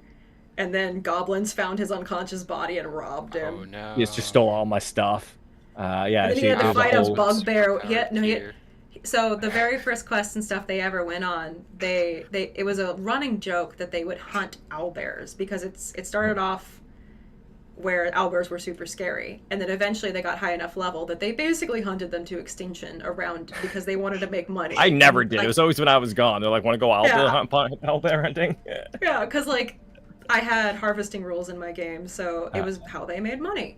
And it was the same area that they fought him in. So he wakes up and he like goes and rests in a cave and is trying to figure out what to do, and like an owlbear comes back. And he has no gear, nothing. And it's an owlbear. And suddenly he's just a normal dude after being just like a man. He's fought gods, but now he has nothing. And you end up like tricking the owlbear and dropping a stone pillar on it. Yeah. I think I had one thing that was like on my person that was like a little like dice. My no, dice. It's because, I have explosive dice. Because you're I made you a special sorcerer thing. So that was like innate. You charged some rocks and you exploded it. I like Gambit. That was a fun arc though. That the only other thing I'll do, and we should get back to questions. The only other thing I'll say is because my character, he was like raised on the street and stuff. He never learned to like read. But the primordial person in his ring ends up like merging with his mind and stuff. So you have the super intelligent being who could like read books, like you just kind of leaf through them and she's got everything. So when she's not there, like he just looks at books and he's like, it's not working. It's broken. And like the whole party's just standing around like, what do you mean? I'm just like, your book is broken. And like they work through it and finally they're like, do you know how to read? I'm like, yeah, I'm looking at the book. And they're like, no. He thought how do you think that worked? With the primordial in it made his intelligence go up to 20. So his character thought,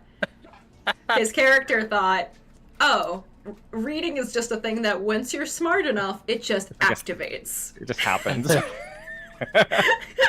So when the ring went away, he could no longer quote unquote read. Because he never learned how, and Sahiri, the primordial in his head, would just scan the book basically and download it into his brain just by him flipping through it. So he'd go into libraries and over the course of a day basically download the whole library.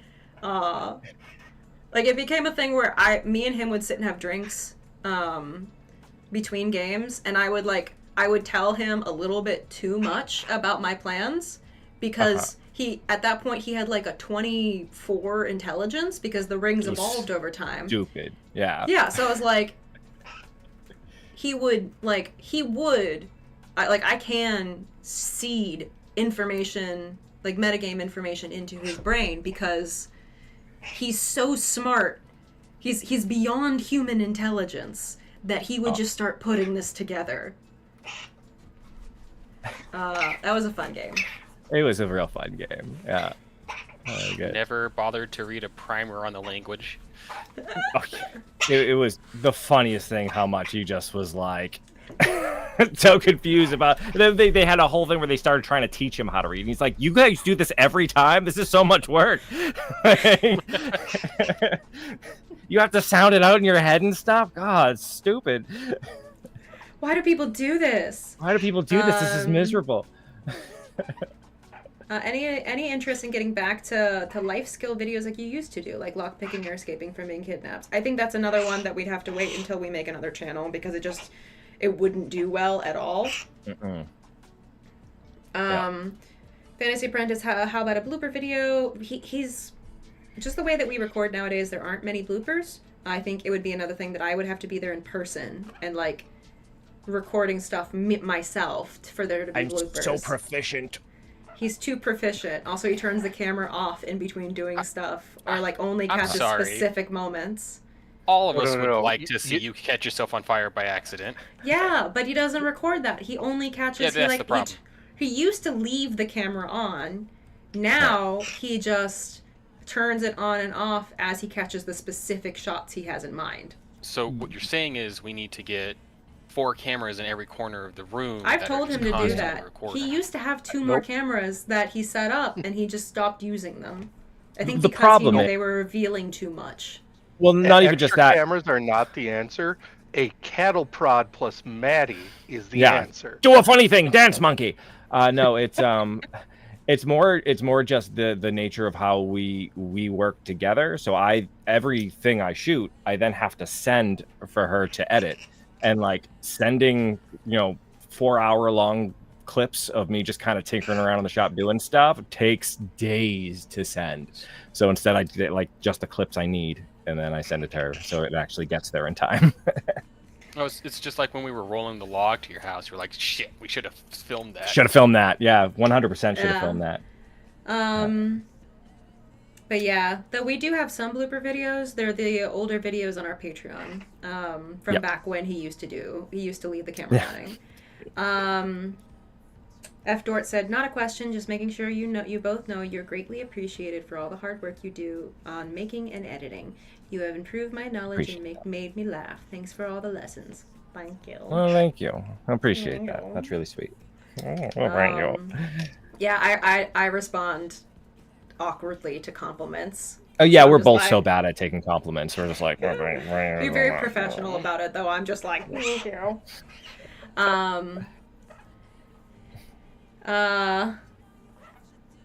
Any advice for aspiring YouTubers? We kind of answered this a little bit before. Most of that applies to non-crafters as well. Try to get some backlog before you start posting it, so that you don't feel like you're on the wire constantly to make more content. Have a plan in mind.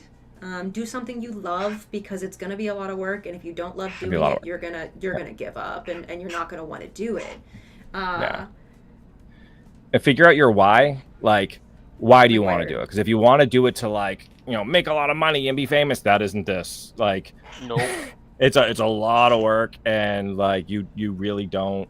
It's a job. There isn't a whole. Yeah, it's a job. There's usually enough return after a while where you can like, be all right having it be your only job, right? And then if you get like astronomical huge, then maybe you can make a pretty good living off of it. But like for the most part, it has to be a labor of love. If you don't absolutely love the thing you're doing, I couldn't imagine if I didn't love, like, if I wouldn't be crafting anyways, because I just really enjoy doing that. And especially because I like communicating with you. Like anytime one of you come out and say, hey, I do this thing because of the channel or whatever, like that gives me life. If I didn't have that, man, there's no way in hell I'd be doing this much work. It is so much work. I would say if you're trying to, when you mean aspiring, if you mean to make it a career, treat it like a career from the start.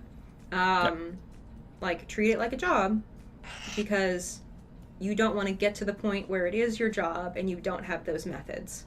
Like, me and Kit both are very organizational and professional minded, so we've always kind of viewed Skilltree through the lens of treating it like a job. So it's a lot of work, but it's a lot of potential, and it's a lot of freedom to kind of direct yourself toward the way you want to be, but it's a lot of work. like, talk to anyone else who runs their own business. Normal jobs, you leave. Right. When you own the business, the buck stops with you. If you don't do something, it doesn't get done. Yeah, there is no leaving. There is no leaving. It lives in your brain constantly. You'll lose sleep. You'll lose friends. You'll lose sanity. Yeah. But man, you gotta love it. You gotta love running the business as well as making the content. Yeah, we love the challenge of it. Like there's a lot of little puzzle pieces, and we frustrate ourselves more than anything else because we don't like capitalize. Like when it comes down to it, we're very much like the business needs money to survive. Like businesses are just they're animals who eat money. That's what they do. If you aren't feeding it, it dies. So like there's that end that we need to keep this boat running. But other than that, we're not always up here trying to sell you a bunch of stuff, and we're not like, if anything, Dragon's the one who's constantly coming in and being like, remember the Patreon, because we always forget. Like or just subscribe. That's my job. Yeah, he rolls up Dragon's our official Patreon marketer, because we're so busy that we forget to like tell people about stuff. We're like just barely putting it together, let alone like marketing it, which is funny because like our general skills and training have to do with marketing. Yes, for sure. I think it's that thing when like when you're like a carpenter and your house is falling apart, because the last thing you want to do when you go home is carpentry. Hey, you know what? I don't own any piece of leather that I've actually made. Like nothing is mine. Yep. Man, I own it all. I just Fantasy Friend says, "How do you deal with exhaustion?" Oh, we're the wrong people to ask. Yeah. We're unhealthy with it. Yeah, it just seems like it has slowed down. It hasn't slowed down. They're just exhausted. Yeah, no, we're very unhealthy with our working habits, so I can't answer that appropriately. I would say we deal with it through each other. Like, neither of us would be able to do this without the other. We lean on each other pretty hard. Like, we go back and forth with who's exhausted. It's like, it's my turn. Yeah, usually one person is falling apart as a person, the other one has to carry all the weight, so like we just kind of go back and forth. Yeah, and that exhausts the other person, so then they get tired by the time the first person's like figured their shit out. It's a process. But it's a process. I don't know, like we're getting there. Like community is good for dealing with exhaustion. Most exhaustion is burnout, which you just need to change your process. You need to reinvigorate yourself towards it, find something to love in it again. Burnout, through studies of it, tends to stem from a sense of helplessness. If you feel like you can't do anything to fix the problems that are stressing you out, that's what tends to lead to burnout, because it leads to like apathy, because you're like, well, I can't do anything about it, so I'm just gonna have to live with it. And then, but it still stresses you out, so you're just like, you get angry enough that not angry, but you get stressed enough that you don't want to touch it, you don't want to deal with it, you don't want to look at it. Brain go burr. Brain go burr. And then 2 more. Okay. And we've reached the end of the ones that built up. Okay, I'm hurt. I must move around. I'm old. Where's that LARP safe hidden blade? To your assassin. I think you promised him you'd make one. Yeah, man, I do have to make you one. You're right. You gotta stop promising You're right, people though. You'd make stuff. I want to make that, though. It's so cool. Yeah, but just say you want to make it. Don't tell them you will. But I will. That's the thing. It lives in my won't. brain, and I'm constantly thinking about doing it. I will. Yeah. Just say you want to, though. Like, give yourself that space. We have like 6 to 7 people who are like constantly like, so when are you gonna work on this? And we're like, I really do want to. All right, It all right, might continue. give people the wrong idea, where they invest a lot of time and effort into finding something and then delivering that something. Listen, that has to happen. I need that tool. All right, man. God. yeah, I know, right? So anyone dealing with Kit, you need to understand. Damn anyone dealing strings with attached. anyone dealing with both Kit and me, you need to understand that we get very excited and we know we're very proficient. So in the moment, we know we can do it. And then we get hit with all of the other stuff that we have told people we're gonna do. because in those individual moments, we knew we could do it too. And that's how our lives work. So you just like anything that we say we're gonna do, if it's more of like not needed and more of like a wanted thing, take it with a grain of salt. You bird. Yeah. Finally, would you guys do D&D games with fans online? We have in the past for special events. I am wanting to start making it a thing for the expert and above Patreon tier, where I run regular D&D games for people there. Honestly, I was going to start earlier this year, but things, like, we've had a lot kind of put on our plate in the background, especially around the stuff that we can't talk about. So, like, most of my free time has been eaten up with that, to the point that, one, I don't have time to set up the process of how that would work in a way that my brain likes it. Two, I don't want to set people up to be part of these games and paying money for these games without knowing that I have the time to deliver, especially with something creative, because I can't scrape by with that. Like if I overstress my brain, my creativity suffers, and that's going to affect the game. She's a good DM though, so I'm hoping we get the time to do it soon. Because it's been like a year since I've DM'd though. Yeah. I don't know if I would. I'd have to look at the new D&D rules, but I haven't heard great things about them. I don't like them. It caused me to stop DMing. Just keep it 5e. It's you don't have to. I wouldn't mind. I like the 2024 rule set.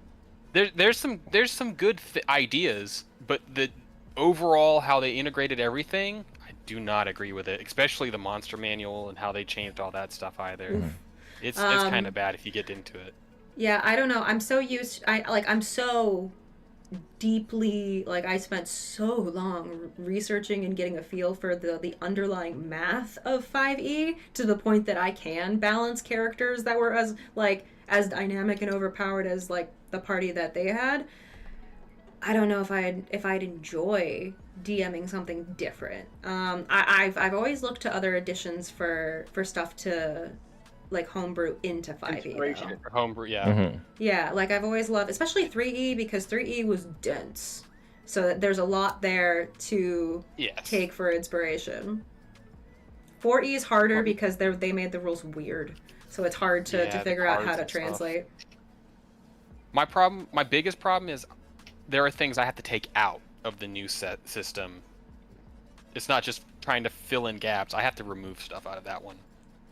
I haven't even looked at it yet. No, you're I have just to give it a peek. because the Rangers nerfed. The Rangers was already Rangers bad. They nerfed. They took out all the nature stuff related to him. So I think the problem is that Wizards of the Coast specifically don't seem to know what they want to do with the Ranger, where each other class has kind of like an underlying, like we talked about in the last stream, like the Rogue has that underlying like approach to things. They have the why of why they're a rogue. Although as it's gone on, I'm not sure if they like fired some writers or something or changed their staff. They did. Yeah, so like as it's gone on, like they seem to have forgotten that, and that's why like the new lead guy bounced.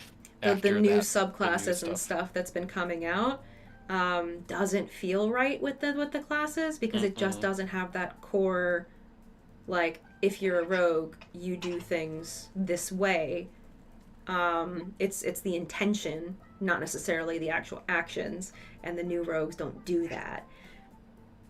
It's for the Rangers specifically. Like, the only good thing they did was they added a thing where rogues or the Rangers are more resistant to exhaustion. They recover exhaustion points on short rests. Who uses exhaustion though? Like that's a very nitpicky thing that DMs sometimes use and sometimes don't.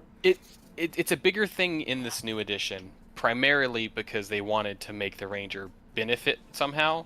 But their level 20 ability is they can shoot an arrow that is their normal arrow, but with Hunter's Mark. That feels like it should be like a level 3. Yeah. You can't. They removed all the nature. Y'all can keep chatting. I must I must go. We should There's end the stream. food awaiting. We gotta go. There's food All awaiting. right. And I'm Good sorry. night, everyone. I love you all. Thank you for hanging out. Super Bye, appreciate it. Bird says bye. Bye, bird. See ya. All right.